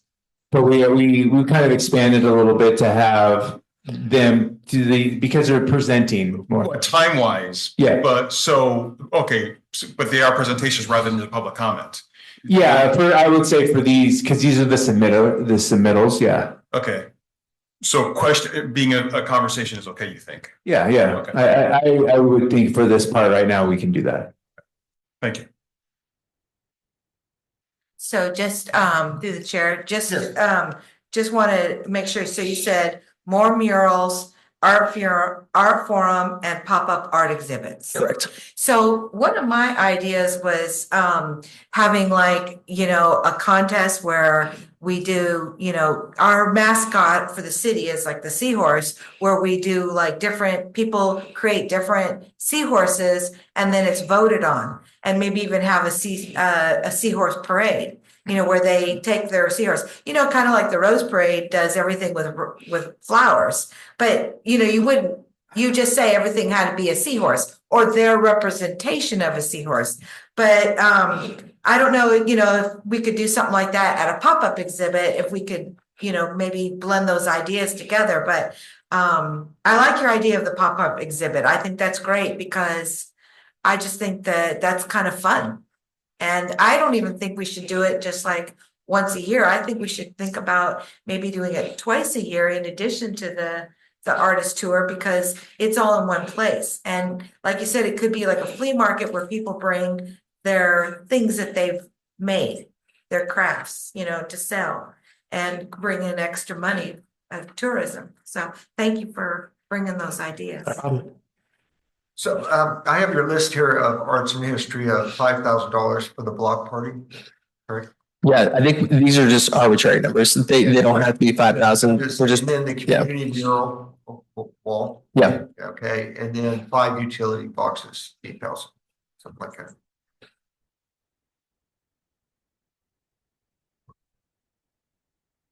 Any other questions? Yes. Thank you very much. Thank you, guys. Appreciate it. Yeah.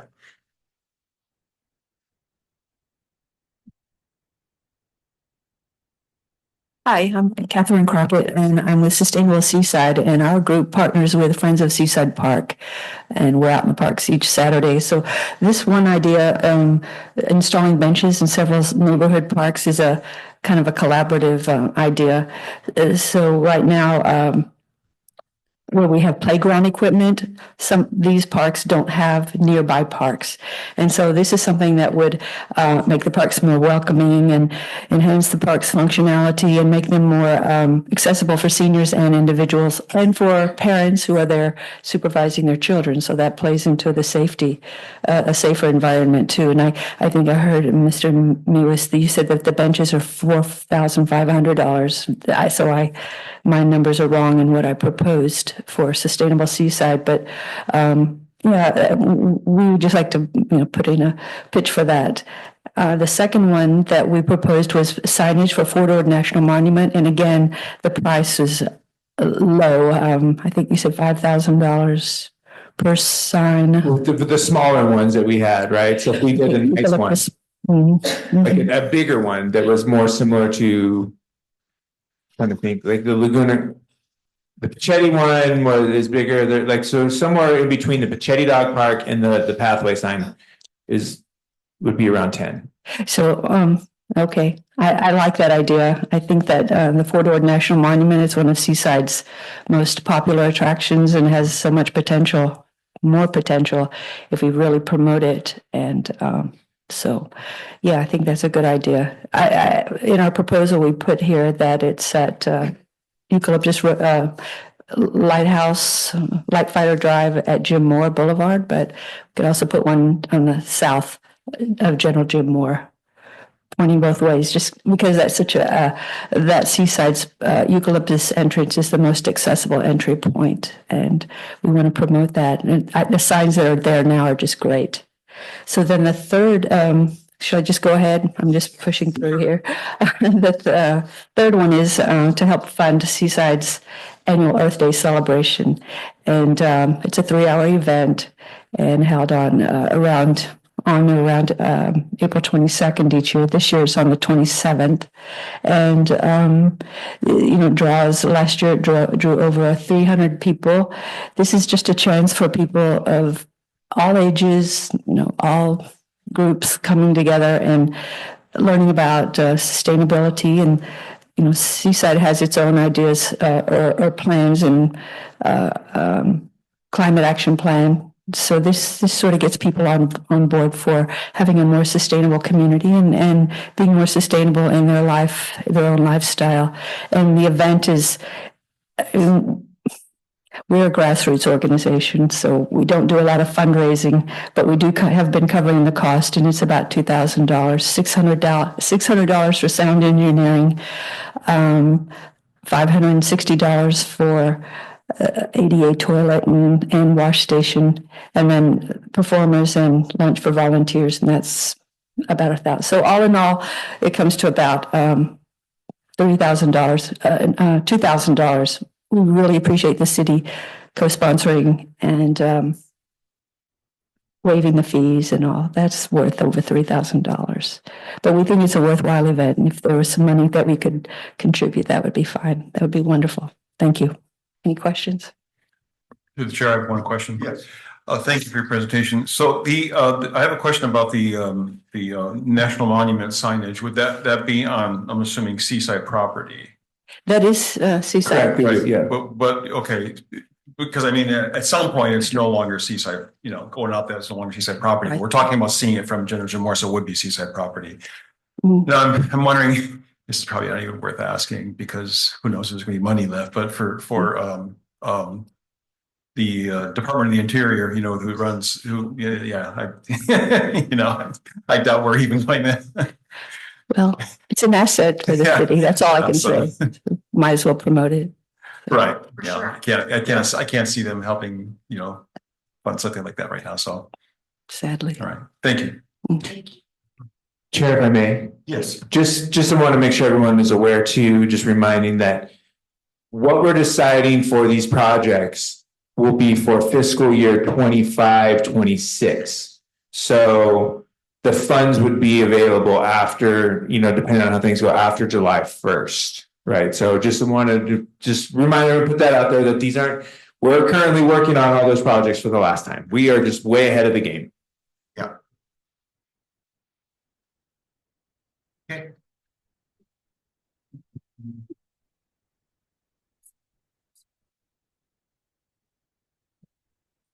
Hey, good evening. Thank you very much. My name is Derek Elder, and I'm the liaison for the Seaside Homeless Commission. And so our two ideas and proposals were the lockers for personal items and the solar powered stations. So I think how the Homeless Commission wanted to approach this was they were thinking, of course, just from their purview and what their scope is, how do we support, of course, some of our most vulnerable population with some of the needs out in our community that can enhance their quality of life, but also just be supportive to the community overall as a whole, as we are, a community that has a lot of foot traffic, tourism, people out and about enjoying themselves. And, certainly the storage of their items as they're out exploring could be supportive, as well as we are in a world where everyone's got devices. And more than one, as I carry more than one. And sometimes we do find ourselves just out there and we realize, oh my gosh, I don't have any more power left, or I need to get a quick charge in. And we want to encourage folks to visit our parks as well. So, that's an idea that the commission came up with for the solar power stations. Through the chair, I have a question. I'm sorry, what was your name again? Derek, thank you. Thanks for coming today. I had a question about the lockers. So the lockers, it seems to me to be problematic because I'm just thinking about storage facilities, at storage facilities, they have people robbing them all the time. They just break the locks and rob the storage. How would these lockers be, who would manage the security of those? Because, if I'm just throwing this out there, what if the lockers were, say, located on the side of the library, at night, maybe there's a lock, who's going to be there to keep an eye on those lockers or wherever we have them located? And two, did you have any suggestion I really like the idea of the power station, the solar power station. I think that's a great idea, but I was just wondering, where would you think about putting that? Because we have so many parks and there's, our city is, even though it's small, it's kind of big. There's a lot of area, it's long. And so where would you want to put that? I think we, kind of go back, explore kind of, with both our public works, of course, our recreation department, and explore where do we think might be the ideal location that one, it can be easily accessible, and then, that it can be easily maintained as necessary. And so that would take a little bit of research, but we work with, the different pieces, of our city that are expertise in kind of those types of things to determine what's the best location. And then the locker question? Okay, the locker question. So thinking strategically about location, right? Kind of if we're thinking about library or something closer to this area, right? There's a little bit of deterrence for theft and things as the police station's right here. And so that would be one idea that to kind of keep in mind and when it relates to security. In terms of oversight management of the lockers, we ourselves, my program will take that on as the Family Community Support Program to the city. And we work with community partners across the county who have some type of locker kind of support that they offer, and they have policies and things that we're exploring so we ourselves can develop a policy that's going to factor in safety, security, and those types of things. And then how would you make sure that they didn't become just a junk pile of their stuff? They maybe take, their basket that they're pushing around, the grocery cart basket, and then they lock it up to the side of their locker or whatever. Well, that'd be developed in a policy as, right, items need to be stored directly in the lockers. Otherwise, anything that's identified or located outside will be removed, as necessary. So that would be developed in a policy to, also as a deterrence. Do you know of any other cities that have these lockers? So not necessarily in an outdoor space, but, just right next door in Sun City, the Salvation Army does a locker support, for their clientele. And so we're definitely, communicating with them so that we can identify how does that work? How does it operate? They've been doing it for a long time. So, they developed a solid policy that, is effective and it works. So what I'm hearing from you is that you would probably be mirroring what the Salvation Army has. I mean, apparently it's been working. Sure. Yes. To some extent. Right. Just and make it appropriate to our city and what we need. So could we have ours with the Salvation Army that we have here in Seaside? Our lockers, would they be working in conjunction with the Salvation Army, or would they just be completely standalone? I mean, it could be a collaborative thing, but we want to think about Seaside as benefiting the most from this, right? And so that will be kind of more our focus. Through the chair. Thank you. Yes.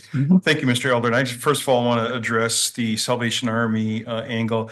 The Salvation Army in Sand City is their feeding and washing, if you will, laundry area. Mm-hmm. So it would be to partner with, I believe you're talking with the one right over here. It would be tougher to partner with them because that vulnerable population wouldn't spend as much time, at these offices as they would in Sand City, because it's just a different function within the Salvation Army. But on the issue with the lockers, has your commission done investigation with this population just to see that they would use them?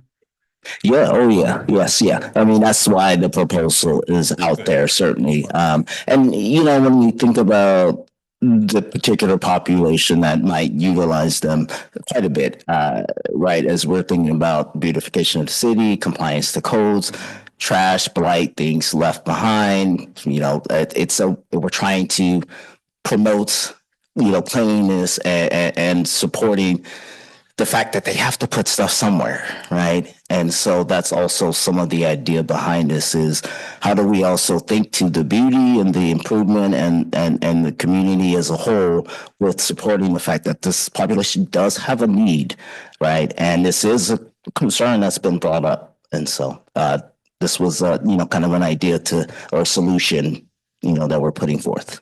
Good to hear that. Thank you. Mm-hmm. I'm sorry, I didn't catch which organization you were part of. I'm the liaison to the Seaside Homeless Commission. Oh, okay. Yeah. Oh, and then the program you mean that I oversee the city's Family and Community Support Program, so it's their mobile crisis response and social work program. Thank you. I'm sorry. Go ahead. What kind of items do you think that population would store? And So- how large are you thinking about having the lockers? Sure. Yeah. So I know for many of them, when we inquire about the need for that, it's more smaller personalized items, things that they want to protect. such as devices and things, but a lot of their vital documents. So as they get kind of ushered along and moved from space to space, they have a lot of important paperwork and things that often gets lost in the shuffle as it just gets kind of thrown away. And so we hear that as one of the largest concerns as it relates to this population is how, when we need to go across the county to our different appointments and sessions and activities and things as we're trying to, rebuild our lives, there are times where we can't take all of our stuff into, certain facilities, certain programs and things, but we don't have anywhere else to put them either. And so this is kind of a support as it relates to that. And they do move around quite a bit as they're trying to engage the services and the supports that are going to help them uplift their lives. As a follow-up, your commission, were they thinking about a location for those lockers? So we're exploring still, and it also is, they're very open, of course, and as they're working with the NIC in consideration for suggestions, ideas. And so, as of right now, that's something we can come back with, if this is to possibly move forward. What kind of cost factor? What kind of money? Okay, so I had a couple ideas, and then what I heard earlier, as Mr. Mears went down the list, was they, considering more commercial grade, so the quality. And so the ideas that the few kind of had put forth in our proposal, one was on a cheaper side, and it was about $240 for a set of 6, double tiered, so 6 total, 3 and 3.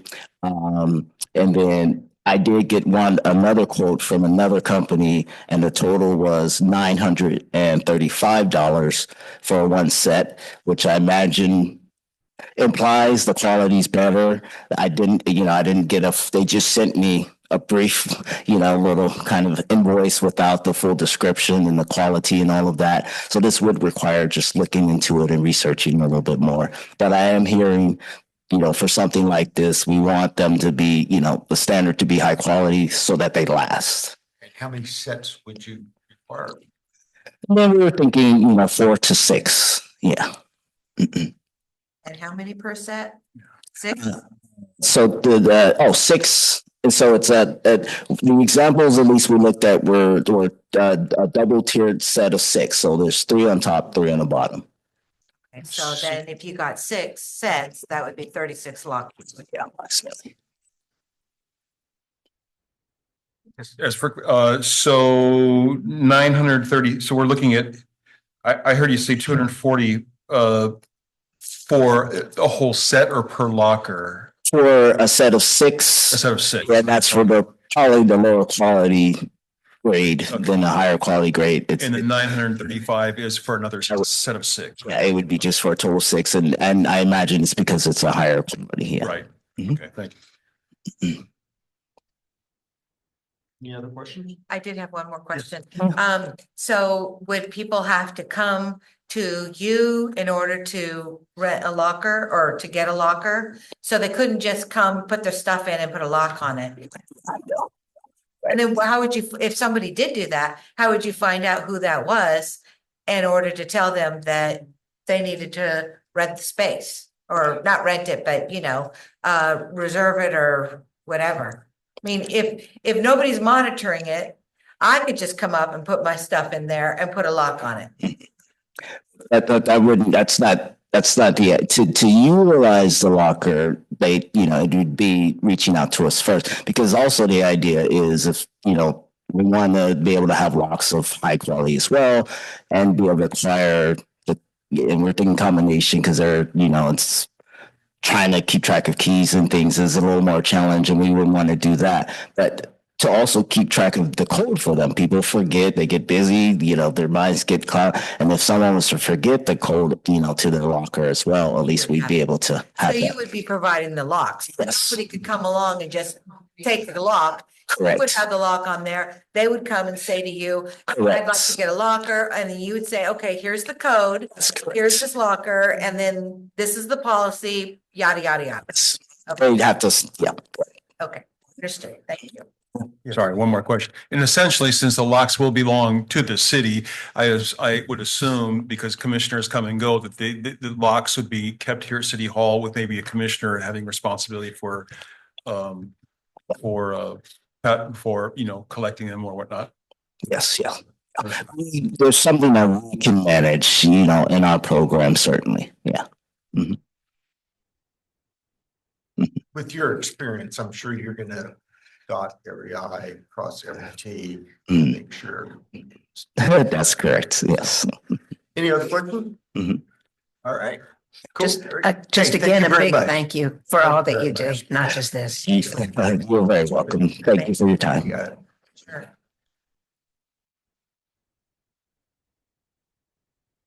I'm Hi. sorry, we're closing. So that happened one night. It was 11:30 with the city council and we're like, yeah, they joked with us then too. Hi, I'm Donna Penwell and I'm here with FOSPA and Sustainable Seaside because I work with both organizations and this is Patty Kennedy, and I'm the chair of FOSPA. I'm going to just talk quickly about 17, the bike racks.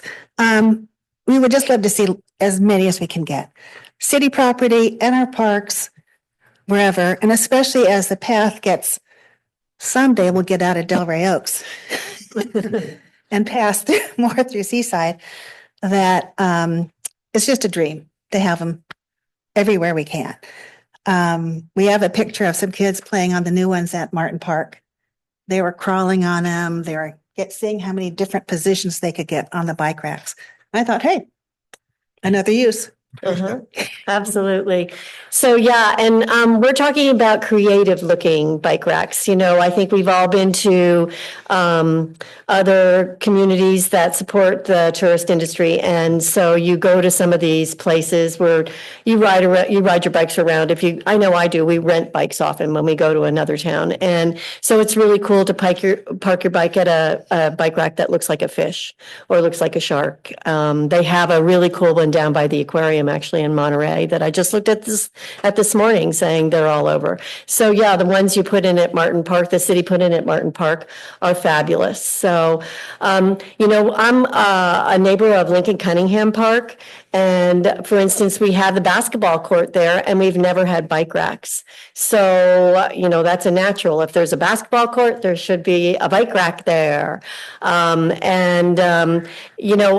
at the point in developing Lincoln Cunningham. I'm not exactly sure what the engineering folks have in mind already as planned and what's going in, but we do know that they poured a big giant, what we're calling a central plaza in the park. And that the idea is to put a number of picnic tables there, some barbecues, and some sort of shade structure. Right now at Lincoln Cunningham Park, there are 0 trees. So I take that back. There are 3 oaks that are shorter than me. And they take a really long time to grow. So, I am a skin cancer survivor, and I think it's a real concern that we should all be paying attention to as far as too much sun. I think we need a shade structure, and the ones that they have with the slats are great. So I'm really happy to see that the shade structure is on the list and we see it as part of that central plaza area. And I think right now for this year, we have budgeted for 1 picnic table and 1 barbecue and maybe 2 park benches. If you've been to that park, it's giant. So I want to make sure that whatever the city is thinking of putting in the park, that we in 25-26 get the correct number of picnic benches and park benches and picnic benches, picnic tables, and barbecues, because 1 isn't going to be enough. So it might be 10 tables and 8 benches. Something like that. And then we could say, look, Lincoln Cunningham is done. Yay. And we can just think about, making it really more beautiful with all of our native pollinator plants that we're always working on every Saturday. So Very cool. So that's the pitch for Lincoln Cunningham. With Sustainable Seaside, suggested a welcome to Seaside sign on General Jim Moore on the medium coming up from Delray Oaks. As you come up, Delray Oaks has planted a bunch of oak trees on their property, and then there's no sign that says you just left Delray Oaks, you're in Seaside now, other than, pardon me for saying this, but it's where the weeds start, is where Seaside starts. Yeah. Because we don't maintain the medians very well in the city of Seaside. So maybe we could put a sign right there. And just to throw this out to you right now, Craig Malin suggested that blue seahorse that is part of the sign at the corner of Canyon Del Rey and Del Monte. Maybe that is something that we could adopt as kind of a city of Seaside illustration or a figurine that represents Seaside. And so it was something that he planted in my head a long time ago. And I always have looked at that blue seahorse since then and said, well, maybe we should be incorporating that on the beach down at Seaside State Beach. And maybe it should be on the median as you're coming up from Delray Oaks. And maybe as you come in on Light Fighter, if that kind of emblem, that logo, that mascot, whatever you want to call it. It's right there on our city seal. And we've already have a prototype of what that could be on that signage. So I just wanted to throw that out there for you guys to consider. And that was all that was on my list. Are there any questions after that rambling? Any questions? I did have a question. On the bike racks, so you're mainly interested, you want bike racks everywhere, but you're mainly interested in bike racks at Lincoln Cunningham near the basketball courts. I think I can speak For starters. yeah. I think I can speak for FOSPA, that we like bike racks in all the 9 FOSPA parks. All 9 FOSPA parks. Mhm. Well, actually, all city parks. Metz Park, Katina Park. Yeah, just because Maybe they're there's one FOSPA there. parks. Yeah, because there's 23 city parks, right? Right, and I think we already have some in some of the. Yeah. Yeah, we I do. think Yeah. Cucino may already have some and, Catino definitely does. yeah. Mhm. We have the older circular bike The rack. boring kind. Yeah, I know. You just need a lock. You just need a lock and it's something to lean your bike against. Yeah, there you go. Yeah, but with people riding electric bikes these days, I mean, you've got an investment that you're riding around on. So, something to, lock your bike to instead of just a sign that you can find somewhere. I mean, I think it's pretty important for us to have bike racks these days. Mhm, For sure. Any other questions? mhm. Hey, thanks you guys for all you do. It's really Huge thank incredibly you to you fabulous. For all you do. If I may, Yes. I would just like to say that we will be getting a second blue seahorse that will be going at the top of Broadway, and it should be installed coming pretty soon. Do you not have to get up, Thomas? But it is happening. That was part of the last request that they wanted, so we looked at getting another one of those. So your idea is already in the works. I love that idea. I mean, it's very artsy to me Yeah, because within it's 2 kind of a months. stylized logo. I think it's kind of cool.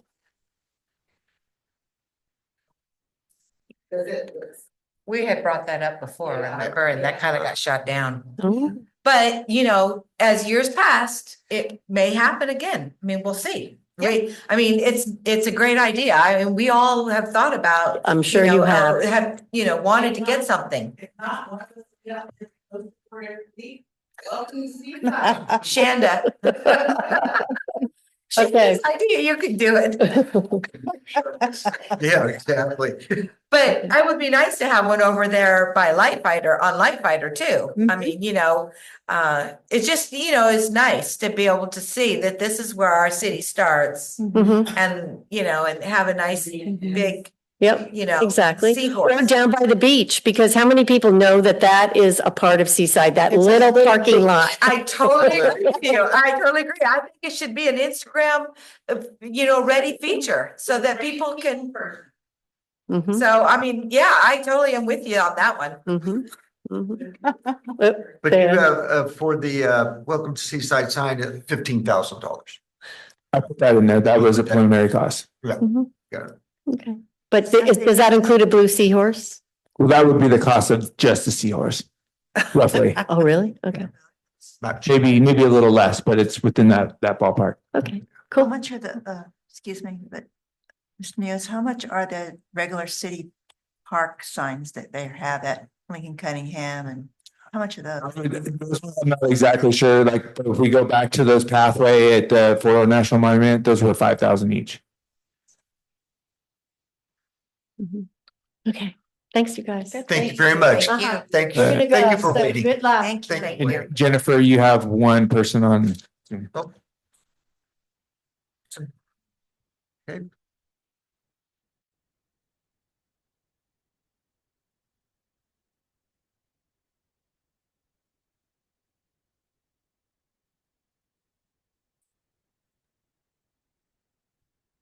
Hello, this is Linda Cunningham, member of the Homeless Commission, but speaking as a private citizen. For number 24, the fire hydrants, as a homeowner with a rusty fire hydrant, I would paint that fire hydrant myself if I was given the paint to paint it. I also wondered if that could be a high school project for these kids to go out and paint all these fire hydrants.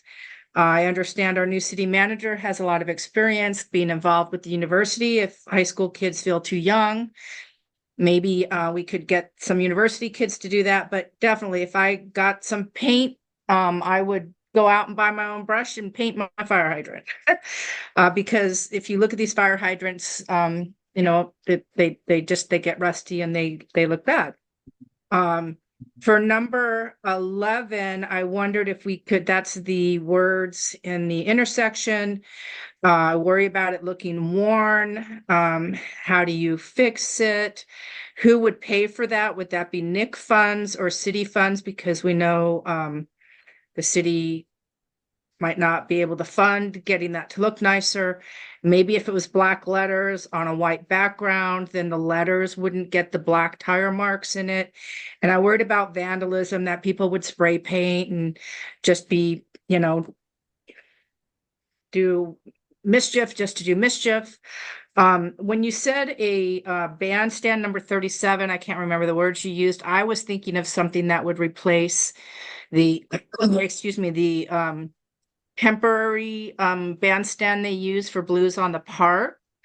I agree, something that was small and cheap is not what needs to go in that park. I'd rather have nothing than something that looks like, what's the small thing for?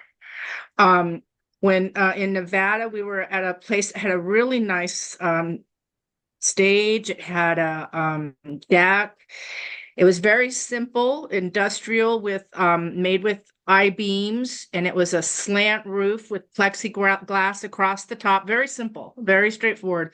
Plexiglass across the top to keep the rain off the performers, and kind of what leaned at an angle. The back irons were at an angle, so it was decorative. And there were slats back there, so it wasn't a place that would feel like shelter.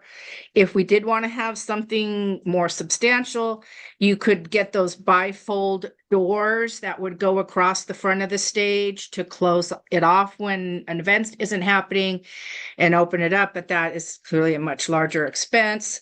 And then for the benches, and the benches are wonderful. I think there's like a wheelchair can't really safely sit next to them. I think the railing could have been a prettier railing. If a lot of people walk in the morning and there's no bench to sit and watch the sunrise because all the benches face for the sunset, which is beautiful also.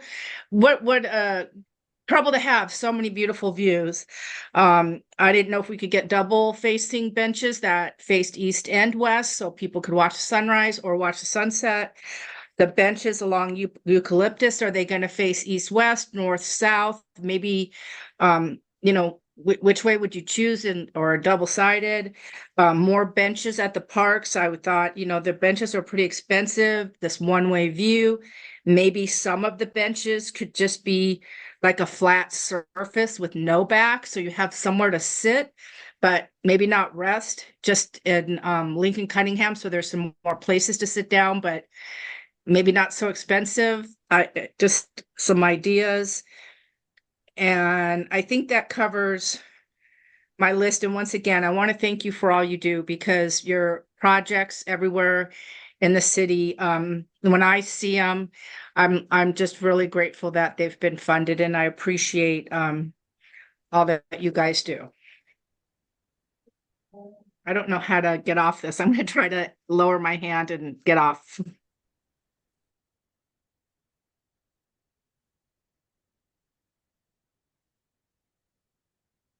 Anybody else? Nope. Public comment is closed. So, do we want to proceed and eliminate some, or do we want to think about this and come back and discuss this at our next meeting, or anybody want to input on that? Yes, the chair. I'd like to see the costs before, I don't mind doing some, if, with the time, I don't know how much time, how far we want to go tonight, with the time we're going to go. For ones that a few of us have said we know we don't want to do, which is what I thought we did a few weeks ago in developing this list, is get rid of the ones we knew we didn't want to do, so that if we did have the money for the rest of them, we would be happy about that. So that's why I would like to see the costs first. And that's, if we can get some more exact costs, that's what I would appreciate. Anybody else want to comment? Yeah, I would like to have each commissioner pick one item that they like the least. And everyone write that down, and maybe we can discuss it, because of time, discuss it at the next meeting. But I think we should kind of think about that. I think it's important that I'm just going to say this. I think like the fire hydrants aren't something that we should push. I think it's something we should push the city to do. And I don't think we should put any money in that. There was a time that Nick requested that the firehouse be painted, and we just pushed for it. There was no money involved. We didn't have any money. We just pushed them to have it done just for their appearance. And then all of a sudden, the firehouse is, as you can see right now, is painted and has a mural on there. So I think just pushing the fire department to paint them, I don't think we have to fund it. That's my I agree. suggestion. I'd cross that off my list too. Yes, me too.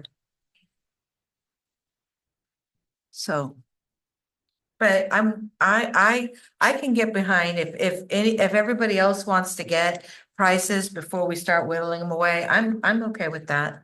But I had also crossed off the fire hydrants, not because I don't think it's important. Right. I just don't necessarily see it as being our responsibility. And I think having high schoolers or even students do it creates liability, like what you said with the curb, painting the curbs. So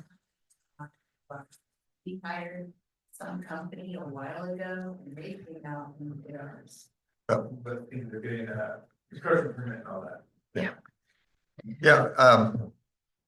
Yeah, we should eliminate that off our list for sure. The house numbers as well? House numbers Yeah. Yeah. Also, because I agree.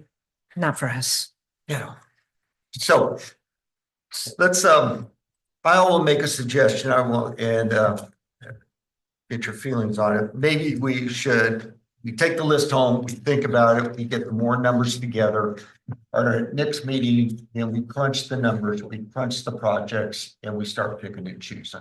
We've heard from everybody, and then, we come with our guns loaded, what you believe in, what you don't believe in, and let's be fair about it, because it's quite a bit of money, and we can make a big difference in our city and do the right thing, And, So we still come with our least favorites? Or, at our next meeting, you just come with what you think you would like to see. so we're fighting for it. We're fighting, what your projects are. Or the ones that you We want don't have to to support, fight. Yeah. that you're supporting. And support. Well, this is just how you do things out, you kind of, and it's not who has a louder voice, it's who has the most ammo. And what does the most for the city? That is it. And I'll say this again, brick and mortars. It's what, but, we can always wiggle around things. Okay. Yep, we sure do. All right. So, I got an objection. okay, Thank you. reports from commissioners. I got it. You're good, okay. Reports from commissioners, anybody? I would just like to say that I'm probably not going to be available for the June meeting. If it is going to be on June, I think it's June 3rd, I will not be able to attend that meeting. If we schedule it for a different day in June, I might be able to make it, but I will not be able to make June 3rd. Okay. Yes. I have a quick report that I keep making. I always make the same one. I'm so impressed. And so are all the people I pull over to Oldemeyer Center. It works so well. We, once a month, we're there with all our quilting things. We just sent tons of quilts down to the LA Fire folks, and everyone on staff there is like just so cool. They just help us out. They do everything for us. And then no, but I'll hook you up.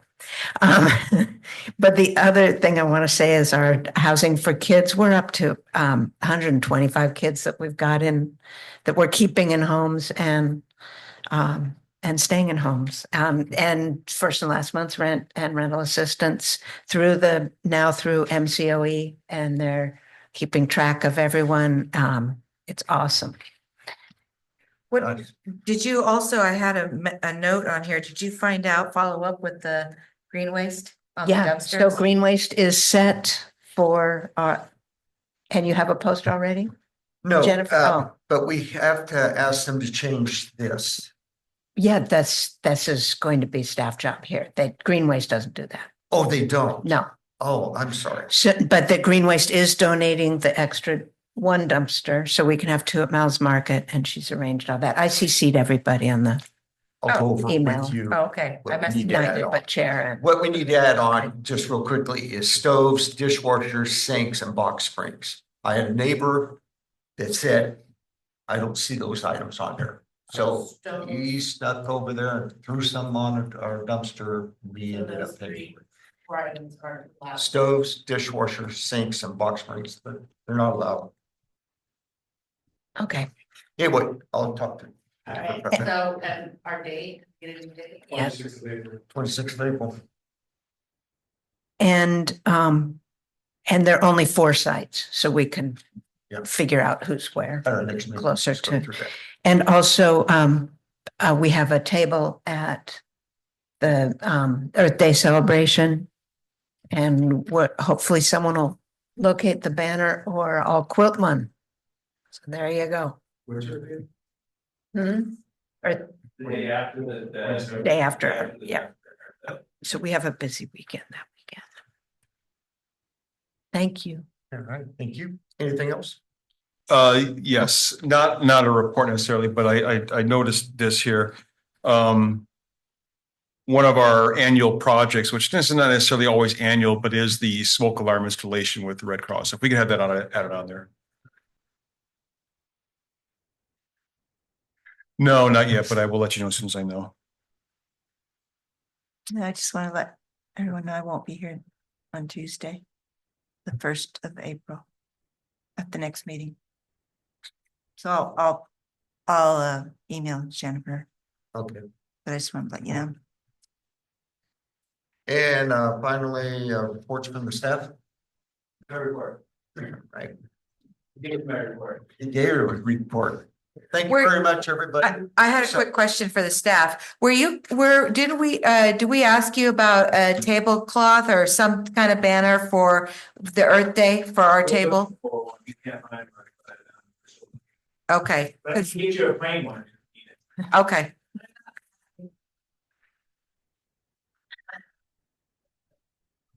No, I know, I'm trying to think that. Are we allowed to have business cards? Business card. No, you don't. No, No. none of us have business Then cards. yes, you should be able to, that information should be good. Yeah. I have business. So I have how do we business. go about getting business cards? Okay, thank you. Don't Um, owe me any. Jack, did we approve the expenditure? No, we did not. We'll have to add in the next agenda. Next agenda, Remember it. I'll remember it. We'll get it We'll put it on. right down. we got it. What was that last one? Jack. Jackets. And business card. Business card. It's cold out there and I'm gonna try to get, see what I'm wearing now. A comfort body. German? Okay, I motion that we adjourn the meeting. Second. All right. Yes. A. All right. Aye.